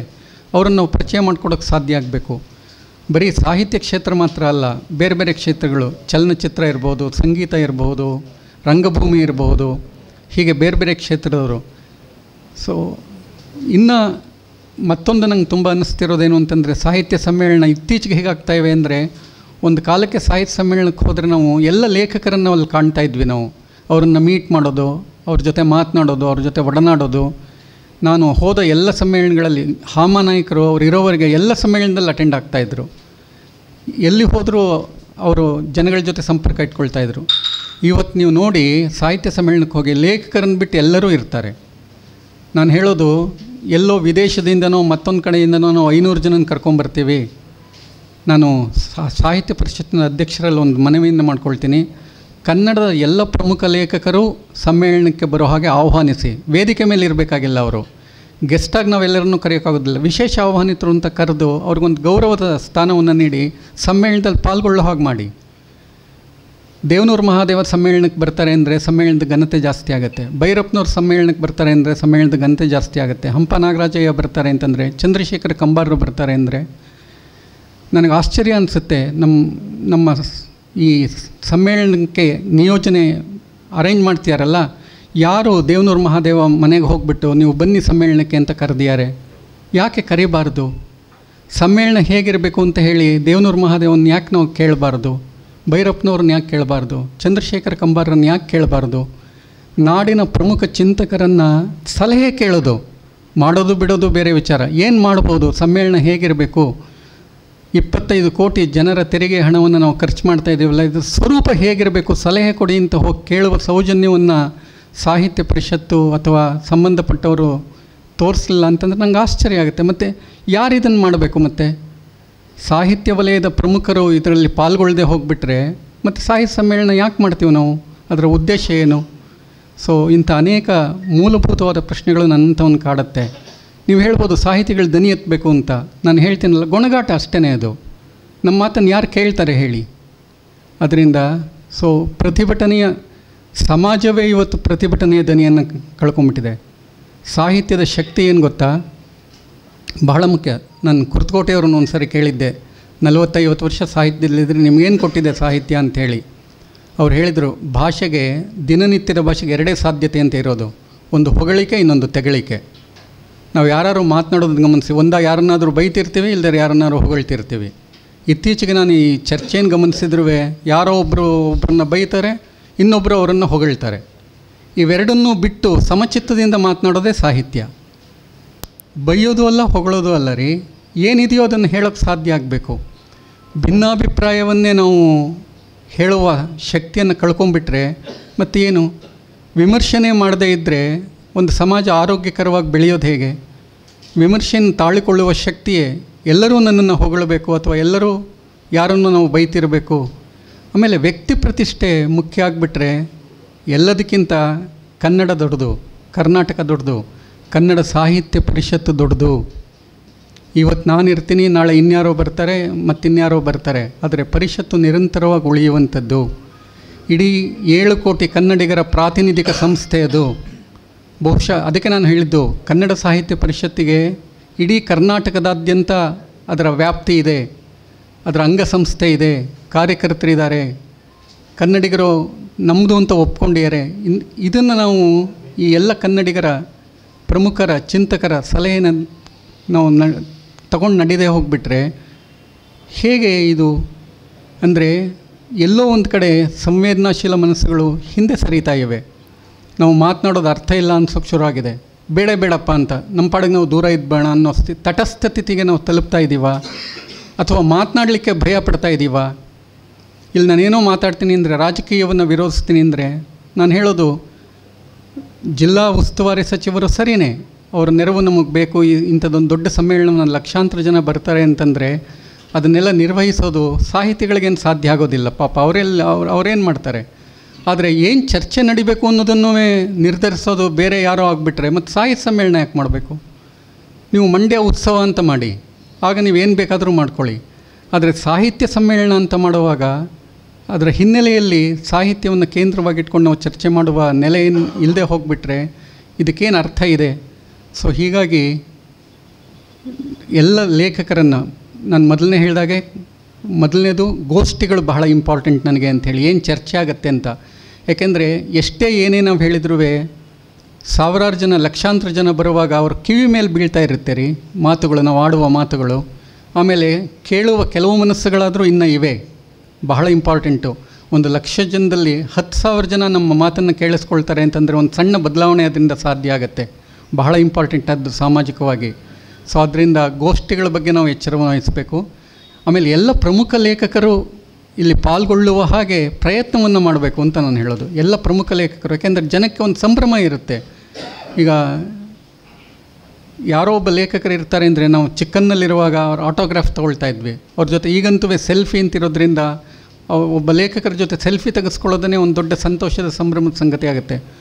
ಲೇಖಕರೇ ಪಾಲ್ಗೊಳ್ಳೋದಿಲ್ಲ ಅಂತಂದರೆ ಸಮ್ಮೇಳನದಲ್ಲಿ, ನಾನು ಮತ್ತೆ ಹೇಳ್ತೀನಿ, ಎಲ್ಲರನ್ನ ವೇದಿಕೆಯ ಮೇಲೆ ಆಹ್ವಾನಿಸಬೇಕು ಅಂತ ಸೀಮಿತ. ಅದು ನಂಗೆ ಅರ್ಥ ಆಗುತ್ತೆ. ಕೆಲವರು ಮಾತ್ರ ವೇದಿಕೆಯಲ್ಲಿ ಅತಿಥಿಗಳಾಗಿ ಆಹ್ವಾನಕ್ಕೆ ಸಾಧ್ಯ. ಆದರೆ ವಿಶೇಷ ಆಹ್ವಾನಿತರಾಗಿ ಅವ್ರಿಗೊಂದು ಇಳ್ಕೊಳ್ಳೋ ವ್ಯವಸ್ಥೆ. ಎಷ್ಟೋ ಸಲ ಸಮ್ಮೇಳನಕ್ಕೆ ನಾನು ಯಾಕೆ ಹೋಗೋದಿಲ್ಲ ಅಂದರೆ, ರಶ್ ಇರುತ್ತೆ, ಎಲ್ಲಿ ಹೋಗೋದು, ರೂಮ್ ಇರೋದಿಲ್ಲ, ಓಡಾಡೋಕ್ಕೆ ವೆಹಿಕಲ್ ಇರೋದಿಲ್ಲ, ಹೋಗೋದೇ ಬೇಡ ಸಮ್ಮೇಳನಕ್ಕೆ ಅಂತ ಅನಿಸುತ್ತೆ. ನೀವು ಇಷ್ಟೊಂದು ಕೋಟಿ ಖರ್ಚು ಮಾಡುವಾಗ ಒಂದು 100 ಜನ ಪ್ರಮುಖ ಲೇಖಕರನ್ನು ಕರೀಲಿಕ್ಕೆ ಎಷ್ಟು ಖರ್ಚಾಗ್ಬೋದು ನಿಮಗೆ? ಅವ್ರಿಗೊಂದು ವ್ಯವಸ್ಥೆ ಯಾಕೆ ಮಾಡಿಕೊಡ್ಬಾರ್ದು? ಗೌರವದಿಂದ ಕಾಣಬಾರ್ದು? ಸಾಹಿತ್ಯ ಸಮ್ಮೇಳನದಲ್ಲೂ ಸಾಹಿತಿಗಳನ್ನು, ಲೇಖಕರನ್ನು 30-40 ವರ್ಷ ಸಾಹಿತ್ಯದ ಅಧ್ಯಯನವನ್ನು ಮಾಡಿರ್ತಾರೆ. ಅದರಿಂದ ಅಂಥವ್ರನ್ನ ನೀವು ಗೌರವದಿಂದ ಕಾಣೋದಿಲ್ಲ ಅಂತಂದರೆ, ಮತ್ತಾರೋ ನೀವು ವಿಜೃಂಭಿಸ್ತೀರಿ ಅಂತಂದರೆ, ಸಾಹಿತ್ಯದ ಹೆಸರಲ್ಲಿ ನೀವು ಯಾಕೆ ಈ ಅತ್ಯಾಚಾರವನ್ನು ಮಾಡ್ತಾಯಿದ್ದೀರಿ? ನೀವು ಸಾಹಿತ್ಯ ಸಮ್ಮೇಳನ ಅಂತಲ್ಲದೆ ಬೇರೆ ಹೆಸರಿನಲ್ಲಿ ನೀವೇನು ಬೇಕಾದರೂ ಮಾಡಿ. ಆದರೆ ಸಾಹಿತ್ಯದ ಹೆಸರಿನಲ್ಲಿ ಮಾಡುವಾಗ ಸಾಹಿತ್ಯದ ಪಾವಿತ್ರ್ಯವನ್ನು, ಸಾಹಿತ್ಯಕ್ಕೊಂದು ಪಾವಿತ್ರ್ಯ ಇದೆ. ಇವತ್ತು ಇಂಗ್ಲೆಂಡ್ ಅನ್ನುವಾಗ ಯಾವ ರಾಜರು ಆಳಿದ್ರು ಏನು ಅದೆಲ್ಲ ನಾವು ನೆನಪಿರುತ್ತೋ ಇಲ್ವೋ? ಶೇಕ್ಸ್ಪಿಯರ್ ನೆನಪಿರ್ತಂದ್ರಿ. ರಷ್ಯಾ ಅಂತನ್ನುವಾಗ ಟಾಲ್ಸ್ಟಾಯ್ ನೆನಪಿರ್ತಾನೆ. ಕರ್ನಾಟಕ ಅನ್ನುವಾಗ ಕುವೆಂಪು ನೆನಪಿರ್ತಾರೆ. ಅದರಿಂದ ಸೊ ಈ ಅರಿವು ನಮಗಿರೋಕ್ಕೆ ಸಾಧ್ಯ ಆಗಬೇಕು. ಅಂದರೆ ಒಂದು ಕಲ್ಚರ್ನ ಬಹಳ ಇಂಪಾರ್ಟೆಂಟು. ಅದಕ್ಕೇ ಸಿದ್ದಯ್ಯ ಪುರಾಣಿಕರು ಇರ್ತಾರಲ್ಲ, ನೀ ಏನಾದರೂ ಆಗು, ಮೊದಲು ಮಾನವನಾಗು. ಇವತ್ತು ಮನುಷ್ಯ ರೂಪದ ರಾಕ್ಷಸರನ್ನು ನಾವು ನೋಡ್ತಾ ಇದ್ದೀವಿ. ಇವತ್ತು ಮನುಷ್ಯ ರೂಪದ ರಾಕ್ಷಸರು. ಇವತ್ತು ಮನುಷ್ಯರಾಗಬೇಕು ಅಂದರೆ ಸಾಹಿತ್ಯ ಅಗತ್ಯ ರೀ. ಒಂದು ಸಣ್ಣ ಕತೆ ಹೇಳ್ತೀನಿ ನೋಡಿ, ನಮ್ಮ ಜಾನಪದ ಸಂಪತ್ತು ಎಷ್ಟಿದೆ ಅಂತ. ನಾವೆಲ್ಲ ಚಿಕ್ಕನ್ನಲ್ಲಿ ಕತೆ ಕೇಳಿಯೇ ಬೆಳೆದವ್ರು ನಾವೆಲ್ಲ. ರಾಮಾಯಣ ಮಹಾಭಾರತ ಓದಿ ಬೆಳೆದವರೆಲ್ಲ, ಕಥೆಯನ್ನು ಕೇಳಿ ಬೆಳೆದವ್ರು ನಾವೆಲ್ಲರೂ. ನಮ್ಮಮ್ಮನೋ ನಮ್ಮ ಹಳ್ಳಿಯಲ್ಲಿ ಯಾರೋ ಹಿರಿಯರೋ ಕಥೆಯನ್ನು ಹೇಳ್ತಾಯಿದ್ರು. ಒಬ್ಬ ರಾಜ್ಕುಮಾರ ಇರ್ತಾನೆ, ಮದುವೆ ಆಗಬೇಕು ಅಂತ ಹೇಳಿ ತೀರ್ಮಾನಿಸ್ತಾನೆ. ಹುಡುಗಿಯನ್ನು ನೋಡ್ತಿರ್ತಾನೆ, ಒಂದು ಕಂಡೀಷನ್ ಹಾಕ್ತಾನೆ. ಒಂದು ಸೇರು ಭತ್ತವನ್ನು ಕೊಡ್ತೀನಿ, ಅದರಲ್ಲಿ ಅಡುಗೆಯನ್ನು ಮಾಡಿ ಯಾರು ನಂಗೆ ತೃಪ್ತಿಯಾಗಿ ಬಿಡಿಸ್ತಾರೋ ಅವ್ರನ್ನ ನಾನು ಮದುವೆ ಆಗ್ತೀನಿ ಅಂತ. ಯಾವ ರಾಜ್ಕುಮಾರಿಗೂ ಅದು ಸಾಧ್ಯವಾಗೋದಿಲ್ಲ. ಒಬ್ಬ ಹಳ್ಳಿಯ ಹೆಣ್ಮಗಳದನ್ನು ಒಪ್ಕೊಳ್ತಾಳೆ ಆ ಸವಾಲನ್ನು. ಒಂದು ಭತ್ತ ತೊಗೊಳ್ತಾಳೆ, ಅದನ್ನು ಕುಟ್ತಾಳೆ, ಆ ಹೊಟ್ಟನ್ನು ಮಾರ್ತಾಳೆ, ಅಡುಗೆ ಮಾಡ್ತಾಳೆ, ಎಲ್ಲ ಸಿದ್ಧ ಮಾಡ್ತಾಳೆ. ಸೊ ರಾಜ್ಕುಮಾರ ಬರ್ತಾನೆ, ಪರಿವಾರದ ಜೊತೆ ಬರ್ತಾನೆ. ಬಂದು ಅವನು ಊಟ ಮಾಡ್ತಾನೆ, ಅವನೊಬ್ಬನೇ ಸಮೃದ್ಧವಾಗಿ ಊಟ ಮಾಡ್ತಾನೆ. ಸಂತೋಷ ಆಗಿಬಿಡತ್ತೆ ಅವನಿಗೆ. ಸಂತೋಷ ಆದಮೇಲೆ ಅವನು ಹೇಳ್ತಾನೆ, ಈ ಹುಡುಗಿಯನ್ನು ನಾನು ಮದುವೆ ಆಗ್ತೀನಿ ಅಂತ. ಎಲ್ಲರಿಗೂ ಆಶ್ಚರ್ಯ ಆಗುತ್ತೆ. ರಾಜ್ಕುಮಾರ ಒಬ್ಬ ಹಳ್ಳಿಯ ಹೆಣ್ಮಗಳನ್ನು ಮದುವೆ ಆಗ್ತಾನಲ್ಲ ಅಂತ ಹೇಳಿ ಎಲ್ಲರಿಗೂ ಆಶ್ಚರ್ಯ ಆಗುತ್ತೆ. ಅದಕ್ಕಿಂತ ಆಶ್ಚರ್ಯ ಸಂಗತಿ ಏನು ಅಂತಂದರೆ, ಆಮೇಲೆ ಆ ಹೆಣ್ಮಗಳು ಹೇಳ್ತಾಳೆ, ಹಳ್ಳಿ ಹೆಣ್ಮಗಳು, ನಾನು ನಿನ್ನನ್ನು ಮದುವೆ ಆಗಲ್ಲ ಅಂತ. ಯಾರನ್ನು? ರಾಜ್ಕುಮಾರನ್ನು. ಆಶ್ಚರ್ಯ ಆಗುತ್ತೆ ರಾಜ್ಕುಮಾರನಿಗೆ, ಉಳಿದವ್ರಿಗಿರಲಿ, ರಾಜ್ಕುಮಾರನಿಗೆ ಆಶ್ಚರ್ಯ ಆಗುತ್ತೆ. ನನ್ನನ್ನು ಮದುವೆ ಆಗಲ್ಲ ಅಂತ ಹೇಳ್ತಾಳಲ್ಲ, ಯಾಕೆ ಅಂತ ಕೇಳ್ತಾನೆ. ಅಯ್ಯ ರಾಜ್ಕುಮಾರ, ನೀನು ಬಂದಿಯಲ್ಲ, ಪರಿವಾರದ ಜೊತೆ ಬಂದೆ, ಅವ್ರಿಗೆಲ್ಲ ಊಟ ಆಯಿತೋ ಏನು ಅಂತ ನೋಡಲಿಲ್ಲ, ನೀನೊಬ್ಬನೇ ತಿಂದೆ. ಎದುರುಗಡೆ ನಾನಿದ್ದೀನಿ, ನನಗೆ ಉಳಿತೋ ಇಲ್ವೋ ಅಂತಿಲ್ಲ, ದನ ತಿಂದಾಗ ನೀನು ತಿಂದೆ. ಕುದುರೆ ಮೇಲೆ ಬಂದೆ, ಆ ಕುದುರೆಗೆ ಹುರುಳಿ ಹುಲ್ಲು ಆಗ್ತಾ ಅದು ನೋಡಲಿಲ್ಲ. ನಿನ್ನಂಥವನ ಜೊತೆ ಒಕ್ಕಲ್ತನ ಮಾಡೋಕ್ಕೆ ನಂಗೆ ಸಾಧ್ಯ ಇಲ್ಲ, ಆದ್ದರಿಂದ ನಿನ್ನನ್ನು ನಾನು ಮದುವೆ ಆಗಲ್ಲ. ಇದು ಒಬ್ಬ ಹಳ್ಳಿಯ ಹೆಣ್ಮಗಳು. ಇದರಲ್ಲಿ 2 ಸಂಗತಿ ಇಂಪಾರ್ಟೆಂಟ್ ಆದಿದ್ದು. ಸಹಬಾಳ್ವೆಯ ಪರಿಕಲ್ಪನೆಯನ್ನು ಎಷ್ಟು ಚೆನ್ನಾಗಿ ಹೇಳ್ಕೊಡುತ್ತೆ. ಇವತ್ತಿಗೂ ನಮ್ಮ ನರಹಳ್ಳಿಯಲ್ಲಿ ಯಾರಾದರೂ, ಇವತ್ತು ಅಂತಂದರೆ ಇವತ್ತು ಆ ಕಲ್ಚರ್ ಹೊರಟೋಗಿದೆ. ನಮ್ಮಲ್ಲಿ ಹೊಲದಲ್ಲೋ ಗದ್ದೆಯಲ್ಲೋ ಕೆಲಸ ಮಾಡ್ತಿರ್ತಾರೆ ಅಂದರೆ, ಅದು ಊಟ ತೊಗೊಂಡು ಹೋಗ್ತಾರೆ ಅಂದರೆ, ಅಲ್ಲಿ 4 ಜನ ಇರ್ತಾರೆ ಅಂದರೆ ಎಂದೂ 4 ಜನಕ್ಕೆ ತೊಗೊಂಡು ಹೋಗ್ತಿರಲಿಲ್ಲ, 8 ಜನಕ್ಕೆ ತೊಗೊಂಡು ಹೋಗೋರು. ಬಣ್ಣ ಊಟ ಮಾಡು ಅಂತ. ಜಗಲಿ ಮೇಲೆ ಯಾರು ಇರ್ತಾರೆ ಅಂತಂದರೆ ಒಳಗೆ ಹೋಗಿ ಒಬ್ಬರೇ ಊಟ ಮಾಡ್ತಿರಲಿಲ್ಲ, ಬಣ್ಣ ನೀನು ಒಂಚೂರು ಊಟ ಮಾಡು ಅಂತ. ಹಂಚ್ಕೊಂಡು ತಿನ್ನೋದು ನಮ್ಮ ಕಲ್ಚರ್ ರೀ. ನಗರದ ಸಂಸ್ಕೃತಿ ಯಾವುದು ಅಂತ ಹೇಳ್ತೀನಿ. ನಾನು ಒಂದು ಸರಿ ನಮ್ಮ ಸ್ನೇಹಿತರ ಮನೆಗೆ ಹೋದೆ. 3 ಜನ ಅಣ್ಣ ತಮ್ಮಂದರು, 3 ಜನೂ ನಂಗೆ ಸ್ನೇಹಿತರೇ, 3 ಜನೂ ನಂಗೆ ಗೊತ್ತಿದ್ದರು. ಮಧ್ಯಾಹ್ನ 12:30 1 ಗಂಟೆ ಹಸಿವಾಗ್ತಾಯಿತ್ತು. ಯಾರೋ ಒಬ್ಬ 1 ನಿಮಿಷ ಬಂದೆ ಅಂತ ಒಳಗಡೆ ಹೋದ. 5 ನಿಮಿಷ ಆಯಿತು, ಬಂದ. ಅವನು ಬಂದ್ಬಿಟ್ಟು ಅವನು ಇನ್ನೊಬ್ಬನಿಗೆ ಹೀಗಂದ. ಅವನು ಹೋದ ಒಳಗಡೆಗೆ. 10 ನಿಮಿಷ ಆಯಿತು, ಬಂದ. ನಾನು ಅಲ್ಲೇ ಕೂತಿದ್ದೀನಿ. ಇನ್ನೊಂದು ಸ್ವಲ್ಪ ಹೊತ್ತಾಯಿತು, ಅವನು ಬಂದು ಇನ್ನೊಬ್ಬನಿಗೆ ಹೀಗಂದ. ಅವನು ಒಳಗಡೆ ಹೋದ. ಅಯೋಗ್ಯರು 3 ಜನ ಒಳಗಡೆ ಹೋಗಿ ಊಟ ಮಾಡ್ಕೊಂಬಂದಿದ್ದಾರೆ, ನನ್ನನ್ನು ಅಲ್ಲೇ ಕೂರಿಸಿದ್ದಾರೆ. ಇದು ನಗರ ಸಂಸ್ಕೃತಿ. ಒಟ್ಟಿಗೆ ಊಟ ಮಾಡೋಣ ಅನ್ನೋದು ನಮ್ಮ ಹಳ್ಳಿಯ ಸಂಸ್ಕೃತಿ. ಇವತ್ತು ನಾವು ರೆಪ್ರೆಸೆಂಟ್ ಮಾಡಬೇಕಾಗಿರೋದು ಈ ಹಳ್ಳಿಯ ಸಂಸ್ಕೃತಿಯನ್ನು, ಗ್ರಾಮೀಣ ಸಂಸ್ಕೃತಿಯನ್ನು. ಮಂಡ್ಯ ಜಿಲ್ಲೆ ಇಂಥ ಸಂಸ್ಕೃತಿಗೆ, ಕೃಷಿ ಸಂಸ್ಕೃತಿಗೆ ಅತ್ಯಂತ ಪ್ರಖ್ಯಾತವಾದಂಥದ್ದು. ಯಾವುದೇ ಪ್ರಭಾವವನ್ನು ದಕ್ಕಿಸ್ಕೊಂಡಿರುವಂಥದ್ದು, ಅರಗಿಸ್ಕೊಂಡಿರುವಂಥದ್ದು. ಕರ್ನಾಟಕದ ಉಳಿದ ಎಲ್ಲ ಭಾಗಗಳೂ ಬೇರೆ ಬೇರೆ ಪ್ರಭಾವಕ್ಕೊಳಗಾಗಿವೆ. ನೀವು ಗಮನಿಸಿ, ಮಂಗಳೂರು ಕನ್ನಡವನ್ನು ಗಮನಿಸಿ, ಧಾರವಾಡ ಮತ್ತು ಬೆಳಗಾಂ ಕನ್ನಡವನ್ನು ಗಮನಿಸಿ, ಗುಲ್ಬರ್ಗ ಕನ್ನಡವನ್ನು ಗಮನಿಸಿ. ಒಂದು ಕಡೆ ಉರ್ದು ಪ್ರಭಾವ, ಒಂದು ಕಡೆ ತಮಿಳಿನ ಪ್ರಭಾವ, ಇನ್ನೊಂದು ಕಡೆ ತೆಲುಗಿನ ಪ್ರಭಾವ, ಇನ್ನೊಂದು ಕಡೆ ಮರಾಠಿ ಪ್ರಭಾವ. ಆದರೆ ಮಂಡ್ಯ ಯಾವ ಪ್ರಭಾವಕ್ಕೂ ಒಳಗಾಗಲಿಲ್ಲ. ಮುಸ್ಲಿಮರು ಇಲ್ಲಿ ಆಳಿರ್ಬೋದು, ಉರ್ದುವಿನ ಪ್ರಭಾವಕ್ಕೆ ಒಳಗಾಗಿಲ್ಲ. ತಮಿಳರು ಇಲ್ಲಿ ಬಂದು ನೆಲೆಸಿರ್ಬೋದು, ತಮಿಳಿನ ಪ್ರಭಾವಕ್ಕೆ ಒಳಗಾಗಿಲ್ಲ. ನಿಜವಾಗಿ ಕನ್ನಡದ ಶಕ್ತಿಯನ್ನು, ಕನ್ನಡದ ಅಸ್ಮಿತೆಯನ್ನು ಕಾಪಾಡಿಕೊಂಡಿರೋದು ಮಂಡ್ಯ ಜಿಲ್ಲೆ. ಇದ್ರ ಬಗ್ಗೆ ಎಲ್ಲ ಅಧ್ಯಯನ ಮಾಡಬೇಕಾಗಿದೆ. ನಾವು ಅಧ್ಯಯನ ಮಾಡಿ ನಮ್ಮ ಜಿಲ್ಲೆಯನ್ನು ನಾವು ಇವತ್ತು ಬರೀ ರಾಜ್ಯ ಮಟ್ಟದಲ್ಲ, ರಾಷ್ಟ್ರ ಮಟ್ಟದಲ್ಲ, ಅಂತಾರಾಷ್ಟ್ರೀಯ ಮಟ್ಟದಲ್ಲಿ ನಾವು ಕನ್ನಡದ ಸಂಸ್ಕೃತಿಯನ್ನು ಬಿಂಬಿಸಬೇಕಾಗಿದೆ, ಅಸ್ಮಿತೆಯನ್ನು. ಸಮ್ಮೇಳನ ಇದ್ರ ಬಗ್ಗೆ ಎಲ್ಲ ಯೋಚನೆ ಮಾಡಬೇಕು. ಅದು ಬಿಟ್ಟು ಅದರಿಂದ ಊಟ ಮಾಡ್ತೀವ, ತಿಂಡಿ ತಿಂತೀವ, ಮತ್ತೇನೋ ಮಾಡ್ತೀವ. ಇವತ್ತು ತಿಂತೀವಿ, ನಾಳೆ ಇಲ್ಲ ರೀ. ಊಟಕ್ಕಾಗಿ ಯಾರು ಹಂಬಲಿಸ್ತಾರೆ? ಅಷ್ಟೆಲ್ಲ ಜನ ಬರ್ತಾರೆ, ಹಾಗಿದ್ರೆ ಊಟ ತಿಂಡಿ ಬೇಡವಾ? ವರ್ಕಿಂಗ್ ಲಂಚ್ ಮಾಡಿ. ಎಷ್ಟು ಬೇಕಾದರೂ ಒಂದು ಬಿಸಿಬೇಳೆಭಾತು ಮೊಸರನ್ನ ಹಾಕಿದರೆ ಶುದ್ಧವಾಗಿ ಅಚ್ಚುಕಟ್ಟಾಗಿ ಎಲ್ಲರೂ ಊಟ ಮಾಡ್ಕೊಂಡು ಹೋಗ್ತಾರೆ. ಎಲ್ಲರಿಗೂ ಊಟದ ವ್ಯವಸ್ಥೆ ಬೇಕು, ನಾನು ಬೇಡ ಅಂತ ಹೇಳೋದಿಲ್ಲ. ಆದರೆ ಔತಣ, ಅಯ್ಯೋ ರಾಮ, ಯಾಕೆ ಬೇಕು? ಅದ್ರ ಬಗ್ಗೆನೇ ನಮ್ಮ ಸಮೂಹ ಮಾಧ್ಯಮಗಳು ಅದನ್ನು ಎಷ್ಟು ಹೈಲೈಟ್ ಮಾಡ್ತಾರೆ ಅಂತಂದರೆ, ಸಾಹಿತ್ಯ ಸಮ್ಮೇಳನ ಅಂತಂದರೆ ಸರ್ ಭೂರಿ ಭೋಜನ, ಊಟಕ್ಕೆ 6 ಕೋಟಿ. ನೋಡಿ, 6 ಕೋಟಿಗೆ ಇಲ್ಲೊಂದು ಲೈಬ್ರರಿ ಮಾಡಿಬಿಟ್ರೆ, ಮಂಡ್ಯದಲ್ಲಿ ಒಂದು ಲೈಬ್ರರಿ ಆದರೆ ಎಷ್ಟು ಮಕ್ಕಳಿಗೆ ಅನುಕೂಲ ಆಗುತ್ತೆ. ಇನ್ನೂ ಒಂದು ಸಂಗತಿ ಹೇಳ್ತೀನಿ ನೋಡಿ. 3 ವರ್ಷದಿಂದ ಲೈಬ್ರರಿ ಪುಸ್ತಕಗಳನ್ನು, ಕನ್ನಡ ಪುಸ್ತಕಗಳನ್ನು ಲೈಬ್ರರಿ ತೊಗೊಳ್ತಾ ಇಲ್ಲ. ಗೌರ್ಮೆಂಟ್ ಸೆಸ್ ಬರುತ್ತೆ, ಸೆಸ್ ಅಂತ, ಲೈಬ್ರರಿ ಸೆಸ್ ಅಂತಲೇ ಕಲೆಕ್ಟ್ ಮಾಡುತ್ತೆ ಗೌರ್ಮೆಂಟು. ಅದನ್ನು ಬೇರೆ ಯಾವುದಕ್ಕೋ ಬಳಸ್ಕೊಳ್ತಾರೆ. ಇತ್ತೀಚೆಗೆ ಪತ್ರಿಕೆಗಳಲ್ಲಿ ಓದ್ತಾ ಇದ್ದೆ, ಶಾಸಕರನ್ನು ತಗೊಳ್ಳಿಕ್ಕೆ 50 ಕೋಟಿನೋ 100 ಕೋಟಿನೋ ಇತ್ಯಾದಿಗಳ ಚರ್ಚೆ ನಡೀತಾ ಇದೆ. ನಂಗೆ ಆಶ್ಚರ್ಯ ಆಗುತ್ತೆ. ಯಾರಾದರೂ ಇಂಥ ಒಬ್ಬ ಶಾಸಕರು ಮತ್ತು ಅವನು 50 ಕೋಟಿ 100 ಕೋಟಿ ಖರ್ಚು ಮಾಡೋರು 6 ಕೋಟಿ 7 ಕೋಟಿ ಅವ್ರು ಖರ್ಚು ಮಾಡಿ ಔತಣ ಮಾಡಿಸ್ಲಪ್ಪ, ಬೇಡ. ಸರ್ಕಾರದ ತೆರಿಗೆ ಹಣವನ್ನು ಯಾಕೆ ನೀವು ಖರ್ಚು ಮಾಡ್ತೀರಿ? ನೀವು ಔತಣವನ್ನು ವ್ಯವಸ್ಥೆ ಮಾಡಿಬಿಡಿ, ಪರವಾಗಿಲ್ಲ. ನಿಮಗೇನು ಕೋಟಿಗಳ ಲೆಕ್ಕ ಇಲ್ವಲ್ಲ. ಇನ್ನು ನಾವು ಇವತ್ತು ಯೋಚನೆ ಮಾಡಬೇಕಾಗಿರೋದೇನು ಅಂತಂದರೆ, ಒಂದು ಕಾಲಕ್ಕೆ ಬಡತನ ಅಂತಂದರೆ ಅವಮಾನ ಅಂತ ತಿಳ್ಕೊಂಡಿದ್ರು. ಆದರೆ ಇವತ್ತು ನಂಗೆ ಅನಿಸುತ್ತೆ, ಸಿರಿತನ ಅನ್ನೋದು ಅವಮಾನ ರೀ. ಇವತ್ತು ಸರಳತೆ ಅಲ್ಲ, ಬಡತನ ಅಲ್ಲ. ಯಾಕೆಂದರೆ ಇವತ್ತು ಶ್ರೀಮಂತರು ಅಂತಂದರೆ ನಮಗೆ ತಕ್ಷಣ ಅನುಮಾನ ಬರುತ್ತೆ, ನ್ಯಾಯಯುತವಾಗಿ ಸಂಪಾದನೆ ಮಾಡಿದ್ರೆ ಶ್ರೀಮಂತ ಆಗೋಕ್ಕೆ ಸಾಧ್ಯನೇ ಇಲ್ಲ ನೀನು ಅಂತ.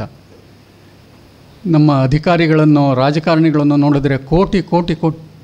ನಾನೊಬ್ಬ ಫಸ್ಟ್ ರ್ಯಾಂಕ್ ಸ್ಟೂಡೆಂಟು, ಆನರ್ಸಲ್ಲಿ ಫಸ್ಟ್ ರ್ಯಾಂಕು, MA ನಲ್ಲಿ ಫಸ್ಟ್ ರ್ಯಾಂಕು. ನನಗೂ ಒಂದು ಆಸೆ ಇದೆ, ಕೋಟಿ ಕೋಟಿ ಸಂಪಾದನೆ ಮಾಡಬೇಕು ಅಂತ ಹೇಳ್ಕೊಡಿ ಯಾರಾದರೂ ಹೇಗೆ ಸಂಪಾದನೆ ಮಾಡೋದು ಅಂತ. ಬೆಂಗಳೂರಲ್ಲಿ ಮನೆ ಕಟ್ಸೋಕ್ಕೆ ಕಷ್ಟಪಟ್ಟೆ ನಾನು ಇಷ್ಟೆಲ್ಲ ಮಾಡಿ. ನೀವು ಕೋಟಿ ಮಾಡ್ತಿರಲ್ಲ, ನನಗೇನು ಹಣ ಬೇಡವ, ನನಗೂ ಆಸೆ ಇದೆ, ನಿಮ್ಗ್ಯಾರಿಗೂ ಹಣ ಬೇಡವ, ಆಸೆ ಇದೆ, ಹೇಳ್ಕೊಡಿ ನಮಗೂ. ನಾವು ಒಂದು 5 ವರ್ಷದಲ್ಲಿ ಕೋಟ್ಯಾಧೀಶರಾಗ್ತೀವಿ.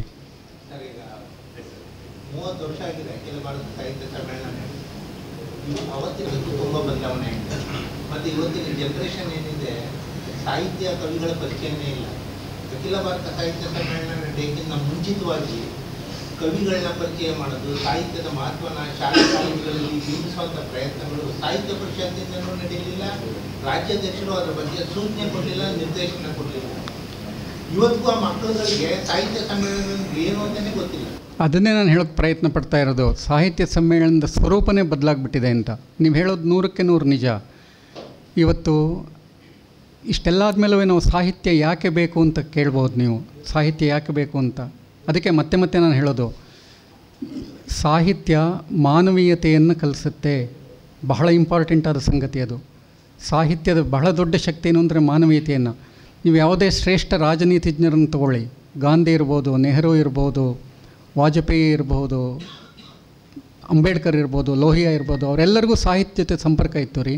ಸ್ವತಃ ವಿದ್ವಾಂಸರಾಗಿದ್ದರು ಅವರೆಲ್ಲರೂ. ಈ ಹೊತ್ತು ನಮ್ಮ ಯಾರೋ ಒಬ್ಬ ಮಂತ್ರಿಗೆ ನಮ್ಮಲ್ಲಿ ಪುಸ್ತಕಗಳನ್ನು ತೊಗೊಂಡೋಗಿ ಕೊಟ್ರಂತೆ. ಆ ಮಂತ್ರಿ ಹೇಳಿದ್ರಂತೆ, ನಮ್ಮಪ್ಪ ಇದ್ದಾಗಲೇ ನಾನು ಓದಲಿಲ್ಲ, ನಮ್ಮಪ್ಪ ಪುಸ್ತಕ ತಂದು ಕೊಟ್ಟಾಗಲೇ ಓದಲಿಲ್ಲ, ಈಗ ಯಾಕ್ರಿ ನಂಗೆ ಪುಸ್ತಕ ತೊಗೊಂಡು ಹೋಗಿ ಅಂತ ಹೇಳಿದ್ರಂತೆ. ಇವತ್ತು ಅಕ್ಷರದ್ವೇಷಿ ಪ್ರತಿನಿಧಿಗಳು ಇವತ್ತು ನಮ್ಮ ರಾಜಕಾರಣದಲ್ಲಿದ್ದಾರೆ. ಇಂಥ ಹೊತ್ತಲ್ಲಿ ನಾವು ಏನು ಮಾಡಬೇಕು, ಯಾರಿಗೆ ಹೇಳಬೇಕು ಇದನ್ನೆಲ್ಲ? ಆಮೇಲೆ ನಮ್ಮ ಸಮೂಹ ಮಾಧ್ಯಮಗಳು ಕ್ರೈಮ್ ಆ್ಯಂಡ್ ಸೆಕ್ಸ್ಗೆ ಕೊಡೋ ಇಂಪಾರ್ಟೆನ್ಸನ್ನು ಸಾಹಿತ್ಯಕ್ಕೆ, ಕಲ್ಚರ್ಗೆ ಎಲ್ಲಿ ಕೊಡ್ತಾರೆ? ಯಾರೋ ಒಬ್ಬ ಕೊಲೆ ಮಾಡ್ತಾನೆ ಅಂತಂದರೆ, ಯಾರೋ ಒಬ್ಬ ಇನ್ನೇನೋ ಮಾಡ್ತಾನೆ ಅಂದರೆ, ಯಾರೋ ಒಬ್ಬ ಅತ್ಯಾಚಾರ ಮಾಡ್ತಾನೆ ಅಂತಂದರೆ, ಮತ್ತೇನೋ ಮಾಡ್ತಾರೆ ಅಂತಂದರೆ ದೊಡ್ಡದಾಗಿ ನಾವು ಬಿಂಬಿಸ್ತೀವಿ. ಅಂದರೆ ನಾವು ಇದ್ರ ಬಗ್ಗೆ ಎಲ್ಲ ಯೋಚನೆ ಮಾಡಬೇಕಾಗಿದೆ ಅಂತ ನಾನು ಹೇಳೋದು. ಯಾರಾದರೂ ದನಿ ಎತ್ತಬೇಕಾಗಿದೆ. ಅದರಿಂದ ದನಿ ಎತ್ತಿದ್ರೆ ಉಡುಗಿಸ್ತೀವಿ ಅನ್ನೋ ಒಂದು ಶಕ್ತಿಯೂ ಇವತ್ತು ಸಮಾಜದಲ್ಲಿದೆ. ನಿನ್ನ ವಿರುದ್ಧ ಮಾತನಾಡಿದರೆ ನೀನನ್ನೇ ಇಲ್ದಾಗ ಮಾಡ್ತೀನಿ ನಾನು ಅನ್ನುವ ಹಂತಕ್ಕೆ ನಾವು ಹೋಗ್ತಾ ಇದ್ದೀವ? ಭಯದ ವಾತಾವರಣದಲ್ಲಿ ನಾವು ಬದುಕ್ತಾ ಇದ್ದೀವ? ಬೇಕಾದಷ್ಟಿದೆ ಇಂಥ ಪ್ರಕರಣ. ನಾನು ನಿರ್ದಿಷ್ಟ ಹೆಸರನ್ನು ಹೇಳೋಕ್ಕೆ ನಾನು ಇಷ್ಟಪಡೋದಿಲ್ಲ. ಆದರೆ ಸುತ್ತಮುತ್ತ ನಾವೆಲ್ಲರೂ ಏನು ದಡ್ರೇನಲ್ಲ, ಜನಕ್ಕಿದೆಲ್ಲ ಗೊತ್ತಾಗ್ತಾ ಇಲ್ಲ ಅಂತಲ್ಲ. ಆದರೆ ಒಂದು ವಾತಾವರಣವನ್ನು ನಿರ್ಮಾಣ ಮಾಡಿದ್ದೀವಿ ಅನ್ನೋ ಆ ಥರದ್ದು ಭಯದ ವಾತಾವರಣವನ್ನು. ಪ್ರತಿಭಟನೆ ಸಮಾಜದಲ್ಲಿ ಪ್ರತಿಭಟನೆಯ ಶಕ್ತಿ ಸತ್ತೋಗಿದೆಯಾ? ಯಾಕೆ ನಾವು ಯಾರೋ ಇದನ್ನು ಗೊತ್ತಿದೆ ನಮ್ಮ ಎದುರುಗಡೆ ಅನ್ಯಾಯ ಅತ್ಯಾಚಾರ ನಡೀತಾ ಇದೆ ಅಂತ ಹೇಳಿಬಿಟ್ಟು, ಆದರೂ ನಾವೆಲ್ಲ ಯಾಕೆ ಸುಮ್ಮನಿದ್ದೀವಿ? ಅಂದರೆ ಸಾಹಿತ್ಯ ಇಂಥದ್ದೊಂದು ಪ್ರತಿಭಟನೆಯ ದನಿಯನ್ನು ಉದ್ದಕ್ಕೂ ಎತ್ಕೊಂಡು ಬಂದಿದೆ. ರಾಜಕೀಯದ ಜೊತೆ ಸಂಪರ್ಕ ಇರ್ಬೋದು. ಪಂಪನೆ ಹಾಗೆ ನೋಡೋಕ್ಕೋದ್ರೆ ರಾಜಕೀಯದ ಜೊತೆ ಸಂಪರ್ಕ ಇಟ್ಕೊಂಡಿದ್ದವನು.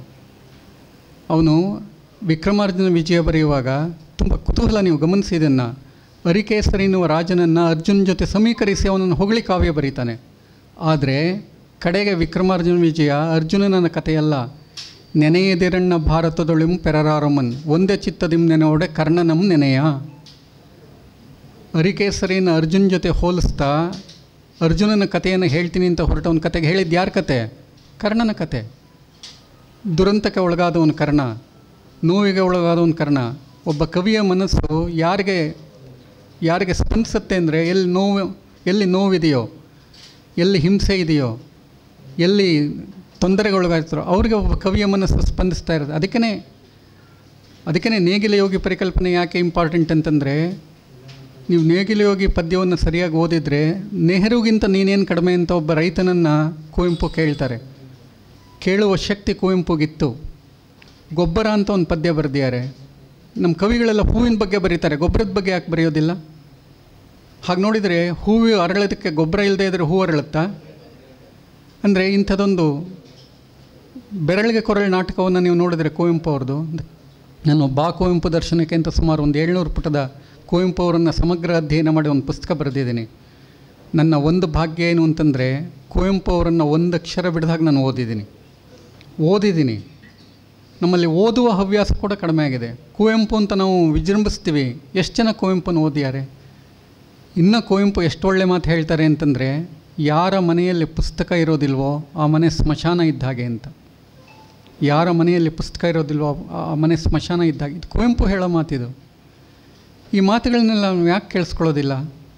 ಆಮೇಲೆ ಕನ್ನಡ ಭಾಷೆ ನಿಜವಾಗಿಯೂ ವಚನ ಸಾಹಿತ್ಯ ನೀವು ನೋಡಿದರೆ ಬಸವಣ್ಣ ದಯವೇ ಧರ್ಮದ ಮೂಲವಯ್ಯ, ದಯವೇ ಧರ್ಮದ ಮೂಲವಯ್ಯ.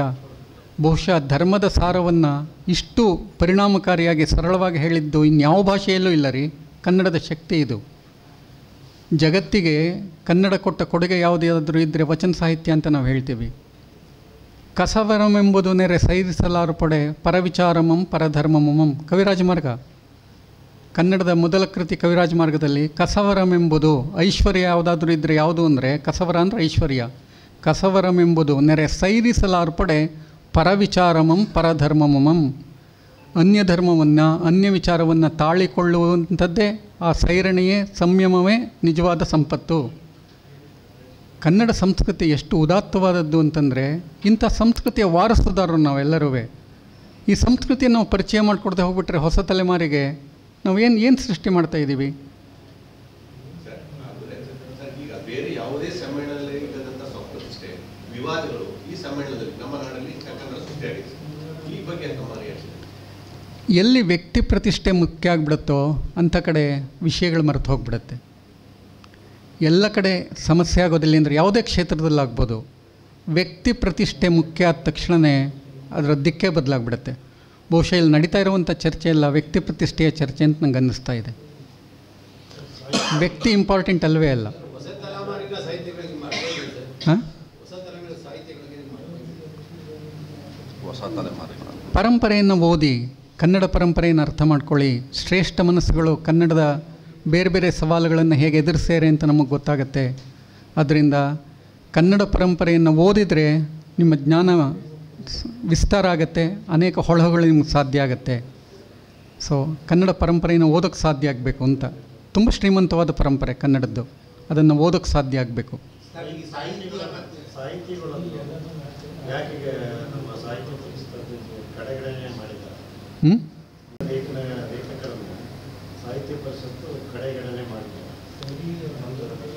ನಾನು ಅದನ್ನೇ ಹೇಳ್ತಾ ಇರೋದು. ಕಡೆಗಣನೆ ಮಾಡ್ಯಾರಂತ ಅನ್ನುವಾಗ, ಸಾಹಿತ್ಯ ಸಮ್ಮೇಳನ ನಡೀತಾರೆ ಅನ್ನುವಾಗ ನೀವು ಕನ್ನಡ ಸಾಹಿತ್ಯದಲ್ಲಿ ಪ್ರಮುಖರು ಅಂತ ಯಾರು 50-60 ವರ್ಷ ಕೆಲಸ ಮಾಡ್ಯಾರೋ ಅವರನ್ನು ಸಂಪರ್ಕ ಮಾಡಿ ನೀವು ಹೇಗೆ ನಡಿಬೇಕು ಅಂತ ನೀವು ಸಲಹೆಯನ್ನು ತಗೊಳ್ಳದೇ ಇದ್ದರೆ ನಾವೇನಂತ ಭಾವಿಸ್ಬೇಕು? ಅದಕ್ಕೆ ನಾನು ಹೇಳಿದ್ದು, ಈಗ ಮೈಸೂರಿನಲ್ಲೇ ಎಷ್ಟು ಜನ ಲೇಖಕರಿದ್ದಾರೆ, ಅವರ ಬಳಿಗೆ ಹೋಗಿ ನಾವು ಏನು ಸಲಹೆ ಹೇಗೆ ಮಾಡಬೇಕಿದನ್ನು, ಇದರ ಸ್ವರೂಪ ಏನು, ಎಷ್ಟು ಚೆಂದ ಮಾಡಬಹುದು, ಸಲಹೆಯನ್ನು ಇಂಪ್ಲಿಮೆಂಟ್ ಮಾಡೋಕ್ಕಾಗತ್ತಾ ಬಿಡುತ್ತೋ ಅದು ಬೇರೆ ವಿಚಾರ. ಸಲಹೆಯನ್ನು ಯಾರು ಕೇಳಿಯಾರೆ? ಹೌದು. ಈಗ ನಾನು ಹೇಳೋದು ಬರೋದಿಲ್ಲ ಅವರು ಅಂತಂದರೆ ಯಾಕೆ ಬರೋದಿಲ್ಲ ಅದನ್ನಾದರೂ ನಾವು ಯೋಚನೆ ಮಾಡಬೇಕಲ್ಲ.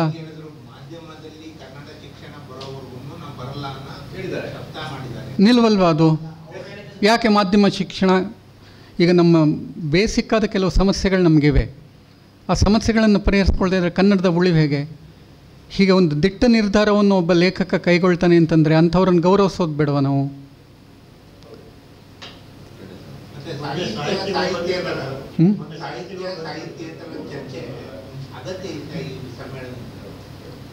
ಅದನ್ನು ನೀವು ಹೇಳಬೇಕು, ನೀವು ಪ್ರಶ್ನೆ ಎತ್ತಬೇಕು ಅದನ್ನು.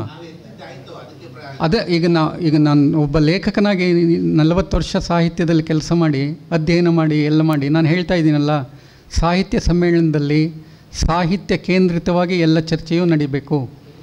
ಫಾರ್ ಎಕ್ಸಾಂಪಲ್, ನನಗೆ ಇವತ್ತು ಅನ್ನಿಸ್ತಾ ಇದೆ ಸಾಹಿತ್ಯ ಮತ್ತು ಕನ್ನಡ ಮತ್ತು ಸಮೂಹ ಮಾಧ್ಯಮಗಳು ಅಂತ ಒಂದು ಗೋಷ್ಠಿ ಅಗತ್ಯ ಇದೆ ನಮಗೆ. ಯಾಕೆಂದರೆ ಇವತ್ತು ನಮ್ಮ ಸಮೂಹ ಮಾಧ್ಯಮಗಳಲ್ಲಿ ಭಾಷೆ ಬಳಕೆ ಆಗೋ ರೀತಿ ಇದೆಯಲ್ಲ, ಅದರಲ್ಲೂ ದೃಶ್ಯ ಮಾಧ್ಯಮದಲ್ಲಿ ಭಾಷೆ ಬಳಕೆ ಆಗೋ ರೀತಿ ಇದೆಯಲ್ಲ, ಕನ್ನಡವೇ ಅಲ್ಲ ಅದು ಅನ್ನೋ ಸ್ಥಿತಿಯನ್ನು ನಾವು ತಲುಪ್ತಾ ಇದ್ದೀವಿ. ಇದ್ರ ಬಗ್ಗೆ ನಾವು ಚರ್ಚೆ ಮಾಡೋಣ. ತಪ್ಪು ಸರಿ ಅಂತ ಅದು ಬೇರೆ ವಿಚಾರ. ಚರ್ಚೆ ಮಾಡೋಣ. ಹೌದಾ, ಈ ಕಾಲಕ್ಕೆ ಅದೇ ಅಗತ್ಯನಾ ಅಥವಾ ಅದು ಸರಿನಾ? ಒಬ್ಬ ಭಾಷಾ ವಿಜ್ಞಾನಿಯನ್ನು ನೀವು ಯೋಚನೆ ಮಾಡದೆ ಹೋಗ್ಬಿಟ್ರೆ, ಇತ್ತೀಚೆಗೆ ಭಾಷಾ ವಿಜ್ಞಾನ ಅನ್ನೋದೇ ಹೊರಟೋಗ್ತಾ ಇದೆ. ಕನ್ನಡ ಈಗ ಶ್ರೀಧರ್ ಅಂತ ಹೇಳಿ, ಎನ್ ಎಸ್ ಶ್ರೀಧರ್ ಅಂತ ಹೇಳಿ ವಿದೇಶದಲ್ಲಿ ಅಮೆರಿಕದಲ್ಲಿ ಕನ್ನಡದ ಭಾಷೆಯ ಬಗ್ಗೆ ಅಧ್ಯಯನ ಮಾಡುವ ವಿಜ್ಞಾನಿ ಒಬ್ಬರು, ಭಾಷಾ ವಿಜ್ಞಾನಿ. ನೀವು ಇನ್ಯಾರನ್ನೋ ಕರೀತೀರಿ ಎನ್ನುವಾಗ ಇವರನ್ನ ಯಾಕೆ ಕರೀಬಾರ್ದು ಇಲ್ಲಿಗೆ? ಯಾರ್ಯಾರು ಕನ್ನಡ ಅಧ್ಯಯನ ಮಾಡ್ತೀಯಾರೋ, ತಂಪಾಡಿ ತಗೊಳ್ತು ಅಂಥವರನ್ನು ನಾವು ಸಲಹೆ ಸೂಚನೆಗಳನ್ನು ತಗೊಂಡು ಹೇಗೆ ಕನ್ನಡವನ್ನು ಒಟ್ಟು ಕನ್ನಡ ಸಂಸ್ಕೃತಿಯನ್ನು ನಾವು ಅಭಿವೃದ್ಧಿಪಡಿಸ್ಬೋದು ಅನ್ನೋ ಬಗ್ಗೆ ಚಿಂತನೆಯನ್ನು ನಡೆಸಲಿಕ್ಕೆ ಉತ್ಸವದ ಜೊತೆಗೆ ಚಿಂತನೆಯೂ ಬೇಕು. ಹೊಟ್ಟೆಗೆ ಆಹಾರ ಮಾತ್ರ ಅಲ್ಲ, ತಲೆಗೂ ಆಹಾರ ಬೇಕ್ರಿ, ಹೃದಯಕ್ಕೂ ಆಹಾರ ಬೇಕ್ರಿ. ಬರೀ ಹೊಟ್ಟೆ ತುಂಬಿಸಿದ್ರೆ ಸಾಕು ನಾವು. ಇದರ ಜೊತೆಗೆ ಸ್ವಾಮೀಜಿಗಳು ಮತ್ತು ರಾಜಕಾರಣಿಗಳ ಮನೆಯಲ್ಲಿ ತರ್ತಾರೆ ಸರ್, ಅದ್ರ ಬಗ್ಗೆ ನಿಮ್ಮ ರಿಯಾಕ್ಷನ್ ಸರ್? ಸ್ವಾಮೀಜಿಗಳು, ದೇವೇಗೌಡ ಎಲ್ಲರೂ ಬಂದ್ಬಿಟ್ರಲ್ಲಿ, ಇದ್ರ ಔಚಿತ್ಯದ ಬಗ್ಗೆ ತಮ್ಮ ನಿರ್ಣಯ ಸರ್? ನಾನು ಮತ್ತೆ ಹೇಳ್ತೀನಿ, ಎಲ್ಲ ಕಾಲಕ್ಕೂ ಪ್ರಬಲವಾದ ಶಕ್ತಿಗಳು ಎರಡಿರುತ್ತೆ. ಒಂದು ರಾಜಕೀಯ, ಇನ್ನೊಂದು ಧರ್ಮ. ಇವೆರಡು ಅತ್ಯಂತ ಪ್ರಬಲವಾದ ಶಕ್ತಿಗಳು, ಇವೆರಡು ಅಧಿಕಾರ ಕೇಂದ್ರಗಳು. ಸೊ ಹೀಗಾಗಿ ಇವರು ಯಾವಾಗಲೂ ಸಮಾಜದ ಮೇಲೆ ಹಿಡಿತವನ್ನು ಸಾಧಿಸಲಿಕ್ಕೆ ಪ್ರಯತ್ನ ಪಡ್ತಿರ್ತಾರೆ. ಇವತ್ತು ಇವರಿಬ್ಬರು ಏನು ಮಾಡ್ತಿದ್ದಾರೆ ಅಂತಂದರೆ, ರಾಜಕಾರಣ, ಧರ್ಮ ಎರಡೂ ಸಾಹಿತ್ಯದ ಮೇಲೂ ಹಿಡಿತವನ್ನು ಸಾಧಿಸಲಿಕ್ಕೆ ಪ್ರಯತ್ನ ಪಡ್ತಿದ್ದಾರೆ. ಸಾಹಿತಿಗಳು ಸ್ವಾಯತ್ತ ಪ್ರಜ್ಞೆಯನ್ನು ಕಳ್ಕೊಳ್ತಾ ಇರೋದು. ಸ್ವಾಯತ್ತ ಪ್ರಜ್ಞೆ ಅಂದರೆ ಸ್ವತಂತ್ರವಾಗಿ, ಅಧೀನರಾಗಿ ಯೋಚನೆ ಮಾಡೋದಲ್ಲ, ಸ್ವತಂತ್ರವಾಗಿ ಯೋಚನೆ ಮಾಡಬೇಕು. ಇವತ್ತು ನಾನು ರಾಜಕಾರಣ ಆಗ್ಬೋದು, ಧರ್ಮ ಆಗ್ಬೋದು, ಅದ್ರ ಬಗ್ಗೆ ನನಗನ್ನಿಸಿದ್ದನ್ನು ಹೇಳುವ ಶಕ್ತಿಯನ್ನು ನಾನು ಪಡ್ಕೋಬೇಕು. ಬಹಳ ಇಂಪಾರ್ಟೆಂಟು. ನಾನು ಸಮಾಜದ ಪ್ರತಿನಿಧಿಯಾಗಿ ಮಾತನಾಡಬೇಕು. ನಾನು ಅನೇಕರಿಗೆ ಬಾಯಿಲ್ಲ, ಹೇಳೋಕ್ಕೆ ಸಾಧ್ಯ ಇಲ್ಲ. ನನಗೆ ಹೇಳೋ ಶಕ್ತಿ ಇದೆ. ಕುವೆಂಪು ಹೀಗೆ ಹೇಳ್ತಾಯಿದ್ರು, ಬೇಂದ್ರೆ ಹೀಗೆ ಹೇಳ್ತಾ, ಕಾರಂತರು ಹೀಗೆ ಹೇಳ್ತಾಯಿದ್ರು, ಪಂಪ ಹೀಗೆ ಹೇಳ್ತಾ ಇದ್ದ, ಕುಮಾರವ್ಯಾಸ ಹೀಗೆ ಹೇಳ್ತಾ ಇದ್ದ. ಲೇಖಕರಿಗೆ ಶಕ್ತಿ ಇದೆ. ಅದಕ್ಕೇ ಎಲ್ಲ ಕಾಲದಲ್ಲೂ ಏನು ಮಾಡ್ತಾರೆ ಅಂತಂದರೆ, ಲೇಖಕರನ್ನು ಹಣಿಯುವ ಪ್ರಯತ್ನವನ್ನು ಮಾಡ್ತಾರೆ, ಸಮೂಹ ಮಾಧ್ಯಮಗಳನ್ನು ಹಣಿಯುವ ಪ್ರಯತ್ನ ಮಾಡ್ತಾರೆ. ಶಕ್ತಿ ಇರೋದು ಸಮೂಹ ಮಾಧ್ಯಮಗಳಿಗೆ ಶಕ್ತಿ ಇದೆ. ನೀವೇನೇನು ಬೇಕಾದರೂ ಹೇಳಬಲ್ಲಿರಿ. ಆದರೆ ಅವರು ಕೂಡ ಅಧೀನ ಮನಸ್ಥಿತಿ. ನಮ್ಮ ಸಮೂಹ ಮಾಧ್ಯಮಗಳ ಮೇಲೆ ಹಿಡಿತವನ್ನು ಸ್ಥಾಪಿಸ್ತಾರೆ. ರಾಜಕಾರಣದವರು, ಧರ್ಮದವರು ಎಷ್ಟು ಚೆನ್ನಾಗಿ ನಿಮ್ಮನ್ನು ನೋಡ್ಕೊಳ್ತಾರೆ ಅಂತಂದರೆ, ನೀವು ಅವರ ವಿರುದ್ಧ ಬರೆಯದ ಹಾಗೆ ನೋಡ್ಕೊಳ್ತಾರೆ. ಸಾಹಿತಿಗಳನ್ನು ಹಾಗೆ ನೋಡ್ಕೊಳ್ತಾರೆ. ಅಂದರೆ ದನಿಯನ್ನು, ಪ್ರತಿಭಟನೆಯ ದನಿಯನ್ನು ಹತ್ತಿಕ್ಕುವ ಪ್ರಯತ್ನವನ್ನು ನಿರಂತರ ಅಧಿಕಾರ ಕೇಂದ್ರಗಳು ಮಾಡ್ತಾನೆ ಇರುತ್ತೆ. ಸೊ ಹೀಗಾಗಿ ಈ ಸ್ವಾಯತ್ತತೆಯನ್ನು ನಾವು ಕಾಪಾಡ್ಕೊಳ್ಳೋದು. ಸಾಹಿತಿಗಳು ವಿಧಾನಸೌಧದ ಸುತ್ತುವ ಅಗತ್ಯ ಇಲ್ಲ. ಪ್ರಶಸ್ತಿಗಳ ಹಂಗು ಬೇಡ. ಪ್ರಶಸ್ತಿ ಇಲ್ಲದೇನೂ ನಾನು ಬದುಕಬಲ್ಲೆ. 2 ಹೊತ್ತು ಊಟಕ್ಕೆ, ಒಂದು ಮನೆ ಇದೆ, 2 ಹೊತ್ತು ಊಟಕ್ಕೆ ತೊಂದರೆ ಇಲ್ಲ, ನನ್ನ ಪಾಡಿಗೆ ನಾನು ಬರ್ಕೊಂಡಿರ್ತೀನಿ. ಇದೊಬ್ಬ ಲೇಖಕನಿಗೆ ಈ ಶಕ್ತಿ ಒಂದು ಇದ್ಬಿಟ್ರೆ ನಾವು ಏನನ್ನಾದರೂ ಮಾಡಲಿಕ್ಕೆ ಸಾಧ್ಯ ರೀ. ಆದ್ದರಿಂದ ಸೊ ಈ ಹೊತ್ತು ನಿಜವಾಗಿಯೂ ಒಂದು ಚಳುವಳಿ ಆಗಬೇಕಾಗಿದೆ, ಜಾಗೃತ ಚಳುವಳಿ ಆಗಬೇಕಾಗಿದೆ. ಬಟ್ ಈ ಜಾಗೃತ ಚಳುವಳಿಗೆ ಬಹಳ ಮುಖ್ಯ ನಂಗೆ ಅನಿಸೋದೇನು ಅಂದರೆ, ನಮ್ಮ ಸಮೂಹ ಮಾಧ್ಯಮಗಳು. ನೀವು ಪ್ರಯತ್ನ ಪಟ್ಟರೆ ಒಂದು ಸಣ್ಣ ಸಂಚಲನವನ್ನು ಉಂಟು ಮಾಡೋಕ್ಕೆ ಸಾಧ್ಯ ಅಂತ ನಂಗೆ ಅನಿಸುತ್ತೆ. ಒಂದು ಸಣ್ಣ ಸಂಚಲನ ಇವತ್ತು ನಾಳೆ ಬೆಳಗ್ಗೆ ಬದಲಾಗುತ್ತೆ ಅಂತಲ್ಲ, ಇನ್ನೊಂದು 20-30 ವರ್ಷದಲ್ಲಾದರೂ ಬದಲಾವಣೆ ಸಾಧ್ಯ. ಯಾವಾಗಲೂ ಬದಲಾವಣೆ ಸಣ್ಣದಾಗಿ ಶುರು ಆಗುತ್ತೆ, ಆಮೇಲೆ ಅದು ವಿಸ್ತೃತವಾಗಿ ಬೆಳೆಯುತ್ತೆ.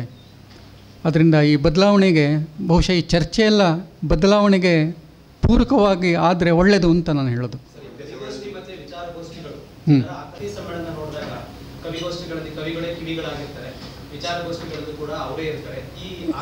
ಇವತ್ತು ನಮಗೇನಾಗಿದೆ ಅಂತಂದರೆ, ಆಕರ್ಷಕವಾಗಿ ಚೆನ್ನಾಗಿ ಮಾತನಾಡೋರ ಕೊರತೆ ಕೂಡ ಇವತ್ತು ನಮಗಿದೆ. ಒಂದು ಕಾಲಕ್ಕೆ ಅನಕರು ಮಾತನಾಡ್ತಾರೆ ಅಂತಂದರೆ ಲಕ್ಷಾಂತರ ಜನ ಸೇರ್ತಾಯಿದ್ರು. ನೀವು ನಂಬಬೇಕಿದೆ ಮಾತನ್ನು. ಬಹುಶಃ ಕರ್ನಾಟಕದಲ್ಲಿ ರಾಜ್ಕುಮಾರ್ಗಿಂತ ಜನಪ್ರಿಯತೆಯನ್ನು ಪಡೆದ ಯಾರು ಒಬ್ಬ ವ್ಯಕ್ತಿ ಇದ್ದರೆ ಅನಕರು. ಅದು ಅಂದರೆ ಇವತ್ತು ಅನಂತಮೂರ್ತಿ ಮಾತನಾಡ್ತಾರೆ ಅಂತಂದರೆ ಯಾರೂ ಎದ್ದು ಹೋಗ್ತಿರಲಿಲ್ಲ. ಅಂದರೆ ಇವತ್ತು ಆಕರ್ಷಕವಾಗಿ ಬೋರ್ ಮಾಡಿದರೆ ಯಾರೇ ಇರ್ತಾರೆ. ಇವತ್ತು ವಾಗ್ಮಿತೆ ಕೂಡ ಹೊರಟೋಗಿದೆ. ವಾಗ್ಮಿತೆ ಕೂಡ ಒಂದು ಕಲೆ. ಆಕರ್ಷಕವಾಗಿ ಚೆಂದ ಮಾತನಾಡೋದು ಒಂದು ಕಲೆ. ಅದು ಇವತ್ತು ಅದು ಕೂಡ ನಾವು ಕಳ್ಕೊಂಬಿಟ್ಟಿದ್ದೀವಿ. ಬೋರ್ ಮಾಡಿದರೆ ಯಾರು ಇರ್ತಾರೆ? ಎದ್ದು ಹೋಗ್ತಾರೆ ಅಷ್ಟೇ. ಆದ್ದರಿಂದ ಕನ್ನಡ ಸಾಹಿತ್ಯದ ರಾಜರತ್ನ ಮಾತನಾಡ್ತಾರೆ ಅಂತಂದರೆ ಒಂದು ಮಗುವಿನಿಂದ ಹಿಡಿದು ಹಿರಿಯರವರೆಗೆ ಕುಳಿತಿರ್ತಾಯಿದ್ರು. ಎಷ್ಟು ಚೆನ್ನಾಗಿ ಮಾತನಾಡ್ತಾಯಿದ್ರು ರಾಜರತ್ನಂ. ಇವತ್ತು ಆಕರ್ಷಕವಾಗಿ ನೀವು ಗೋಷ್ಠಿಗಳು ಅಂದರೆ ಏನೋ ಅರ್ಥವಾಗದಾಗ ಬೋರ್ ಮಾಡ್ತಾಯಿದ್ರೆ ಯಾಕೆ ಕೇಳಿಸ್ಕೊಳ್ತೀವಿ ಅದನ್ನ ನಾವು? ಅಂದರೆ ಸೊ ಇವತ್ತು ವಿಷಯಗಳನ್ನು ತಿಳ್ಕೊಳ್ಳೋದು ಮಾತ್ರ ಅಲ್ಲ, ಅದನ್ನ ಮಂಡಿಸೋದು ಒಂದು ಕಲೆ. ಅದು ಕಮ್ಯುನಿಕೇಟ್ ಮಾಡೋದು ಒಂದು ಕಲೆ. ಅದನ್ನು ಕೂಡ ನಾವು ಕಳ್ಕೊಂಡ್ಬಿಟ್ಟಿದ್ದೀವಿ ಇವತ್ತು.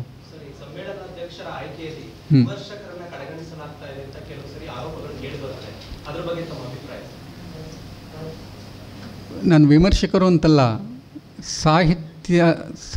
ಈ ಸಾಹಿತ್ಯ ಸಮ್ಮೇಳನದ ಸ್ವರೂಪದಲ್ಲೇ ಬದಲಾವಣೆ ಆಗಬೇಕು ಅಂತ ಮತ್ತೆ ಮತ್ತೆ ಯಾಕೆ ಹೇಳ್ತೀನಿ ಅಂತಂದರೆ, ಅದು ಕೂಡ ಒಂದು ಅಧಿಕಾರದ ಕೇಂದ್ರ ಆಗಿಬಿಡ್ತಾ ಇದೆ ಸಾಹಿತ್ಯ ಪರಿಷತ್ತು. ಸಾಹಿತಿಗಳಲ್ಲದವರು ಸಾಹಿತ್ಯ ಪರಿಷತ್ತಿನ ನೇತೃತ್ವವನ್ನು ವಹಿಸ್ತಾ ಇದ್ದಾರೆ ಇತ್ತೀಚೆಗೆ.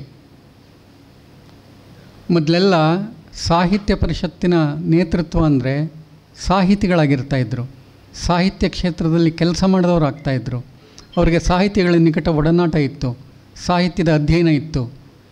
ಇವತ್ತು ಯಾಕೆ ಇಷ್ಟೆಲ್ಲ ಚರ್ಚೆ ಬರ್ತಾ ಇದೆ ಅಂತಂದರೆ, ಯಾಕೆ ಹೀಗಾಗ್ತಾ ಇದೆ ಅಂತಂದರೆ, ಸಾಹಿತ್ಯ ಪರಿಷತ್ತು ಒಂದು ಅಧಿಕಾರದ ಕೇಂದ್ರ ಆಗ್ತಿದೆಯಾ? ಸಾಹಿತ್ಯೇತರ ವ್ಯಕ್ತಿಗಳು ಅಲ್ಲಿ ಬಂದು ಕೂತ್ಕೊಳ್ಳೋಕೆ ಪ್ರಯತ್ನ ಪಡ್ತಾ ಇದ್ದಾರಾ? ಅದಕ್ಕೆ ಚುನಾವಣೆನೇ ಕಾರಣ ಇರ್ಬೋದು ಸರ್. ಚುನಾವಣೆ ನಡೆಸ್ತಾ ಇದ್ದಾರೆ, ಅದ್ರ ಮೂಲಕ ಆಯ್ಕೆ ಆಗ್ತಾ ಇದ್ದಾರೆ ಸರ್. ಕೆಲವರು ಪಾರದರ್ಶಕವಾಗಿ ಆಯ್ಕೆ ಆಗುತ್ತೆ ವಿಶ್ವಾಸ ಇದೆ. ನಮ್ಮ ಸಿಸ್ಟಮಲ್ಲೇ ಏನಾಗ್ತಾ ಇದೆ ಅಂತಂದರೆ, ಅದಕ್ಕೆ ನಾನು ಹೇಳಿದ್ದು, ಸೂಕ್ಷ್ಮತೆಯನ್ನು, ಸಂವೇದನೆಯನ್ನು, ಚಿಂತನೆಯನ್ನು ಸಮಾಜವೇ ಕಳ್ಕೊಳ್ತಾ ಇದೆ. ಇದು ದೊಡ್ಡ ದುರಂತ. ಇದು ನಾವು ಗಮನಿಸಬೇಕಾಗಿರೋದು. ನಮ್ಮ ರಾಜಕೀಯ ಮತ್ತು ಧರ್ಮ ಸಂಪೂರ್ಣ ಭ್ರಷ್ಟ ಆಗ್ತಾ ಇದೆ, ಸಂಪೂರ್ಣ ಭ್ರಷ್ಟತೆಯ ಹಾದಿಯನ್ನು ತಲುಪಿಬಿಟ್ಟಿದೆ. ಆದ್ದರಿಂದ ಎಲ್ಲ ಕಡೆ ತಮ್ಮ ಹೆಜ್ಜೆಯನ್ನು ಊರ್ತೀವಿ ಅಂತ ಹೇಳಿ, ತಮ್ಮ ಕಾಲನ್ನು ಇಡ್ತೀವಿ ಅಂತ ಹೇಳಿ, ಎಲ್ಲವೂ ನಮಗೆ ಬೇಕು ಅಂತ ಹೇಳಿ.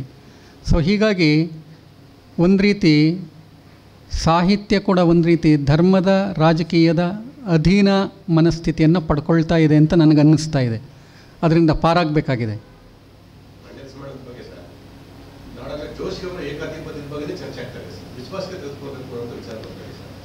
ನಾನು ಯಾವುದೇ ಒಬ್ಬ ವ್ಯಕ್ತಿ ಬಗ್ಗೆ ಮಾತನಾಡ್ಲಿಕ್ಕೆ ನಂಗೆ ಇಷ್ಟ ಇಲ್ಲ. ಅದಕ್ಕೆ ನಾನು ಹೇಳ್ತಾ ಇರೋದು, ಸಾಹಿತ್ಯ ಪರಿಷತ್ತು ನಿಜವಾಗಿ, ಅದಕ್ಕೆ ನನಗೆ ಎಷ್ಟೋ ಸಲ ಹೇಳ್ತೀನಿ, ನಮ್ಮಲ್ಲಿ ಅಧಿಕಾರ ಕೂಡ ಹೇಗಾಗಿದೆ ಅಂತಂದರೆ, ನೀವು IAS ಅಂದರೆ ಇಂಡಿಯನ್ ಅಡ್ಮಿನಿಸ್ಟ್ರೇಟಿವ್ ಸರ್ವೀಸ್, ಭಾರತೀಯ ಸೇವೆ ಅದು ಅಂತ.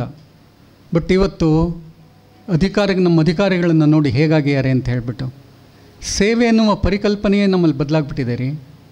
ಸೇವೆ ಎನ್ನುವ ಪದವೇ ಹೇಗಾಗಿದೆ ಅಂತಂದರೆ, ನಮ್ಮಲ್ಲಿ ಇತ್ತೀಚೆಗೆ ಕೆಲವರು ಕಾರ್ಡ್ ಮಾಡಿಸ್ಕೊಳ್ತಾರೆ ಸಮಾಜ ಸೇವಕ ಅಂತ.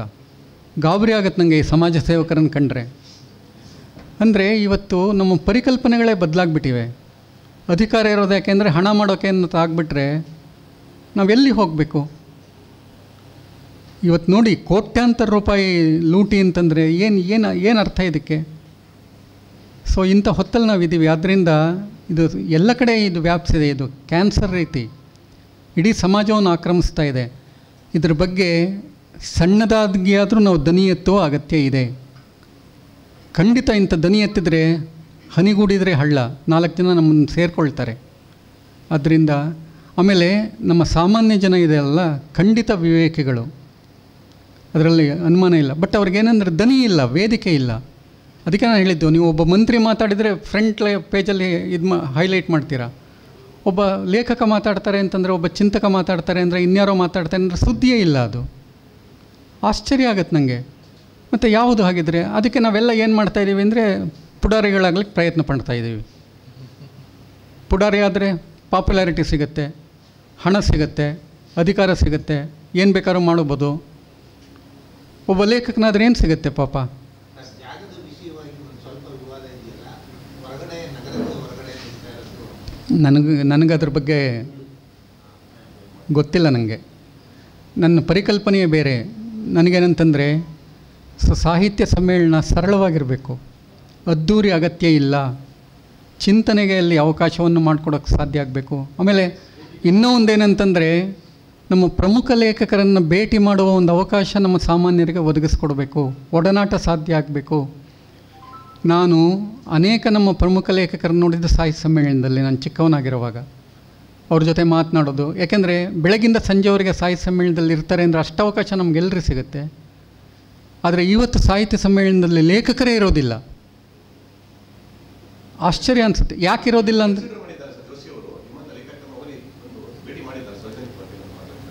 ಇದುವರೆಗೂ ಜೋಶಿಯವರು ನನ್ನನ್ನು ಭೇಟಿ ಮಾಡಿಲ್ಲ. ಇವತ್ತು ಬೆಂಗಳೂರಲ್ಲಿ ಸಾಹಿತ್ಯ ಸಮ್ಮೇಳನ ಅಧ್ಯಕ್ಷರ ಆಯ್ಕೆ ಬಗ್ಗೆ ಮೀಟಿಂಗ್ ನಡೀತಾ ಇದೆ. ಈ ಹೊತ್ತಿನಲ್ಲಿ ಎಂಥವ್ರ ಸಮ್ಮೇಳನ ತಾವು ಬಯಸ್ತೀವಿ ಸರ್? ಇಂಥವ್ರು ಇರ್ತಲ್ಲ, ಯಾವ ಒಬ್ಬ ಒಳ್ಳೆ ಸಾಹಿತಿ ಆಗಬೇಕು ಅಂತ ಹೇಳ್ಬೋದೇ ಹೊರತು ಇನ್ನೇನು ಹೇಳ್ಬೋದು ಹೇಳಿ?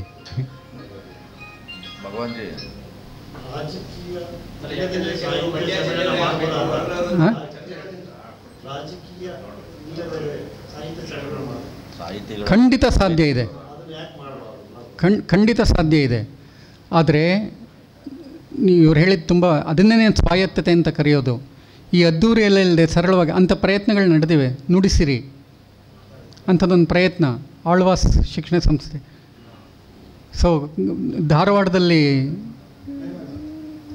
ಯಾವುದು ಸಾಹಿತ್ಯ, ಹಾಂ, ಗಿರಡ್ಡಿ ಗೋವಿಂದರಾಜ್ ಅವರು ಮಾಡಿದ್ದು. ಅಂಥ ಪ್ರಯತ್ನಗಳಿವೆ.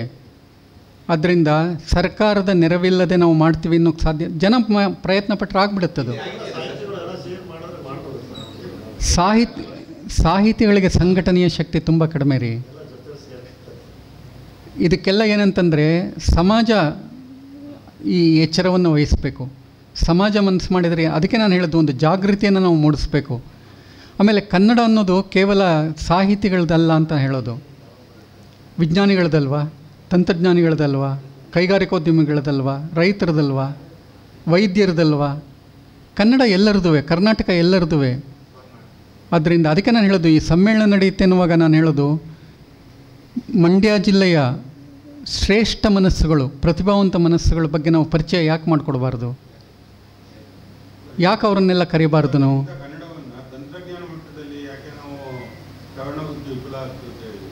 ಅದನ್ನೇ ನಾನು ಹೇಳ್ತಿರೋದು.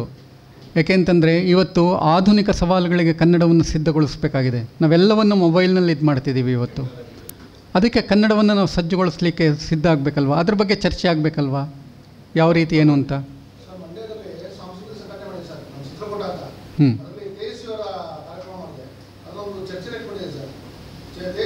ತಂತ್ರಾಂಶಗಳ ಬಗ್ಗೆ ಭಾಳ ಚರ್ಚೆ ಮಾಡಿದ್ರು. ಅದು ಯೂನಿಕೋಡ್ ಆಗಿದೆ. ಯೂನಿಕೋಡ್ ಅಂತ ಈ ತಮಿಳುನಾಡಲ್ಲೆಲ್ಲ ಭಾಳಷ್ಟು ಸರ್ ಇದಾಗ್ತಿದೆ ಸರ್.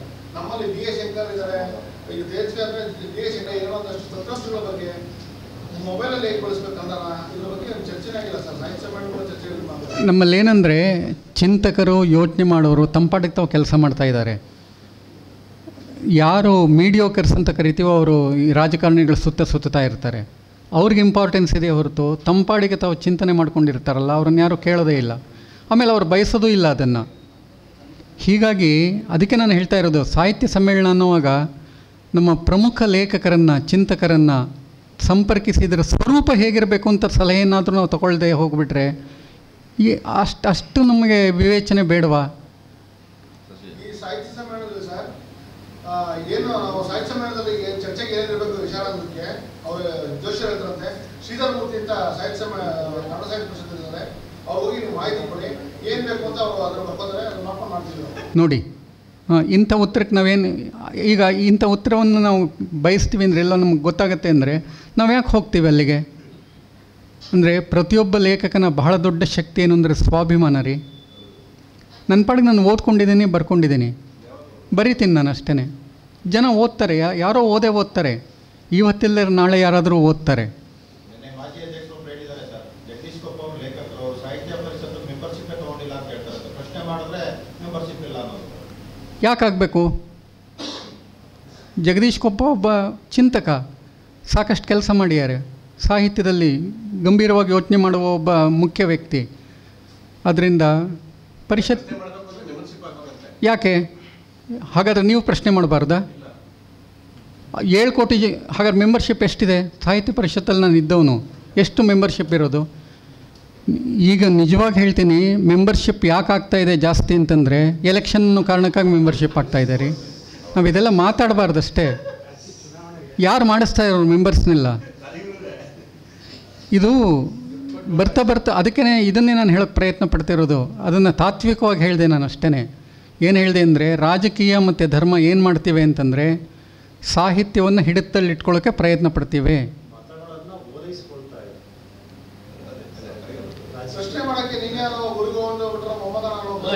ಸಾಹಿತ್ಯ ಕ್ಷೇತ್ರದಲ್ಲಿ ಗೆಲ್ಲಬೇಕಾದ್ರೆ ಚುನಾವಣೆಯಲ್ಲಿ ರಾಜಕಾರಣಿಗಳು ಸಪೋರ್ಟ್ ಬೇಕು ಸರ್. ನಾನು ಸೂಕ್ಷ್ಮವಾಗಿ ಹೇಳಿದೆ, ನೀವು ಅದನ್ನೇ ನಾನು ಮತ್ತೆ ನನ್ನ ಭಾಷೆಯಲ್ಲಿ ನಾನು ಹೇಳ್ತಾ ಇದ್ದೀನಿ.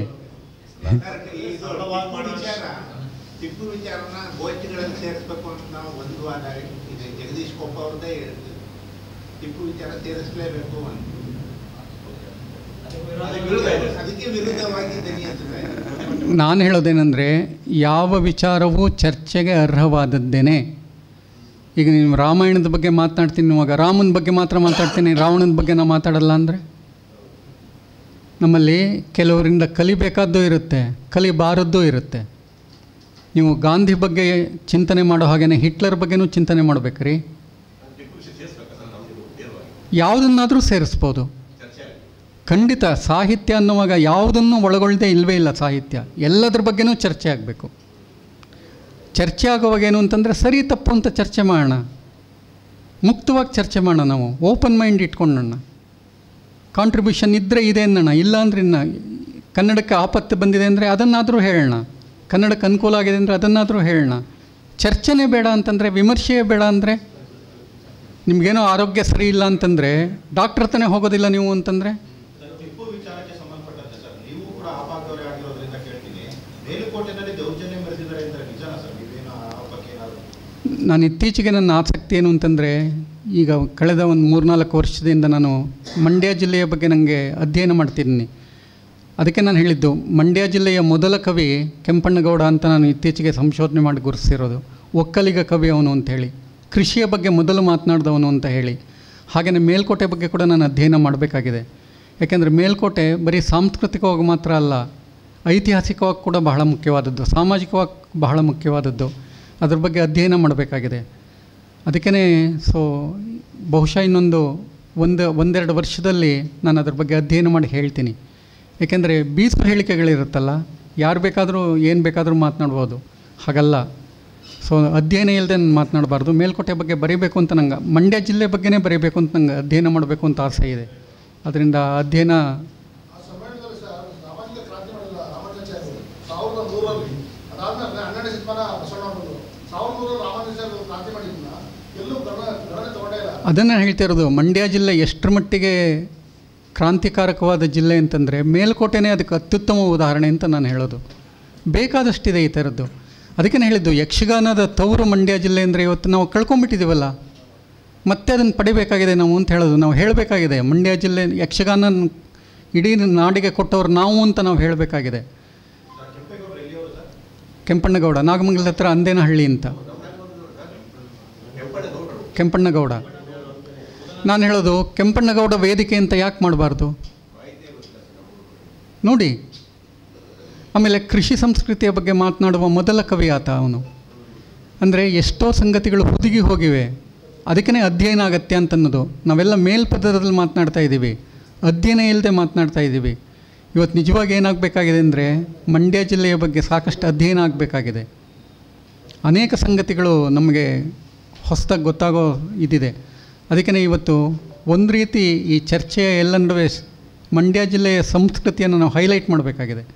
ಸರ್, ಕೊನೆಯದಾಗಿ ಸರ್, ಮಂಡ್ಯ ಜಿಲ್ಲೆ ಸಾಹಿತ್ಯ ಸಮ್ಮೇಳನದ ಬಗ್ಗೆ ಜಿಲ್ಲೆಯ ಜನರಿಗೆ ಏನನ್ನು ಹೇಳೋದು ಬಯಸ್ತೀರಿ ಅಂತ? ಸಾಹಿತ್ಯ ಸಮ್ಮೇಳನ ಯಶಸ್ವಿ ಬಗ್ಗೆ ನಾನು ಹೇಳೋದು, ಏನೇ ಆದ್ರೂ ಭಿನ್ನಾಭಿಪ್ರಾಯ ಇದ್ರೂ ಇದು ಯಶಸ್ವಿ ಆಗೋ ಹಾಗೆ ನೋಡ್ಕೊಳ್ಳೋಣ. ಇದು ಕನ್ನಡದ ಸಮ್ಮೇಳನ ಇದು. ಆದ್ದರಿಂದ ನಾವೆಲ್ಲರೂ ಭಿನ್ನಾಭಿಪ್ರಾಯಗಳನ್ನು ಮರೆತು ಇದರ ಯಶಸ್ಸಿಗೆ ನಾವು ಸಹಕರಿಸೋಣ. ಏಕೆಂದರೆ ಇದು ಕನ್ನಡದ ಪ್ರಶ್ನೆ, ಇದು ಪರಿಷತ್ತಿನ ಪ್ರಶ್ನೆ, ವ್ಯಕ್ತಿ ಪ್ರಶ್ನೆ ಅಲ್ಲ ಇಲ್ಲಿ ನನಗೆ. ಅದರಿಂದ ಯಾಕೆಂದರೆ ನಾನಿಲ್ಲಿ ಬಂದಿದ್ದುವೆ ಮೊನ್ನೆ ಸಮಾಲೋಚನಾ ಸಭೆಗೂ ನಾನು ಬಂದಿದ್ದೆ. ಯಾಕೆಂದರೆ ಕನ್ನಡ ಸಾಹಿತ್ಯ ಪರಿಷತ್ತಿನ ಬಗ್ಗೆ ನನಗೆ ಅಪಾರವಾದ ಗೌರವ ಇದೆ.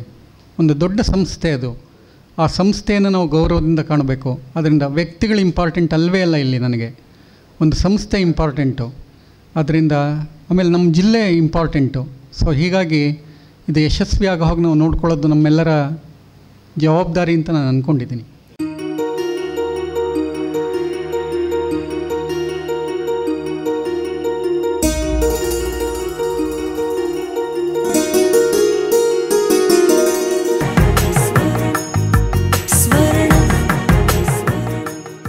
ಸ್ವರ್ಣ, ಇದು ಬಾಂಧವ್ಯಗಳ ಬೆಸುಗೆ,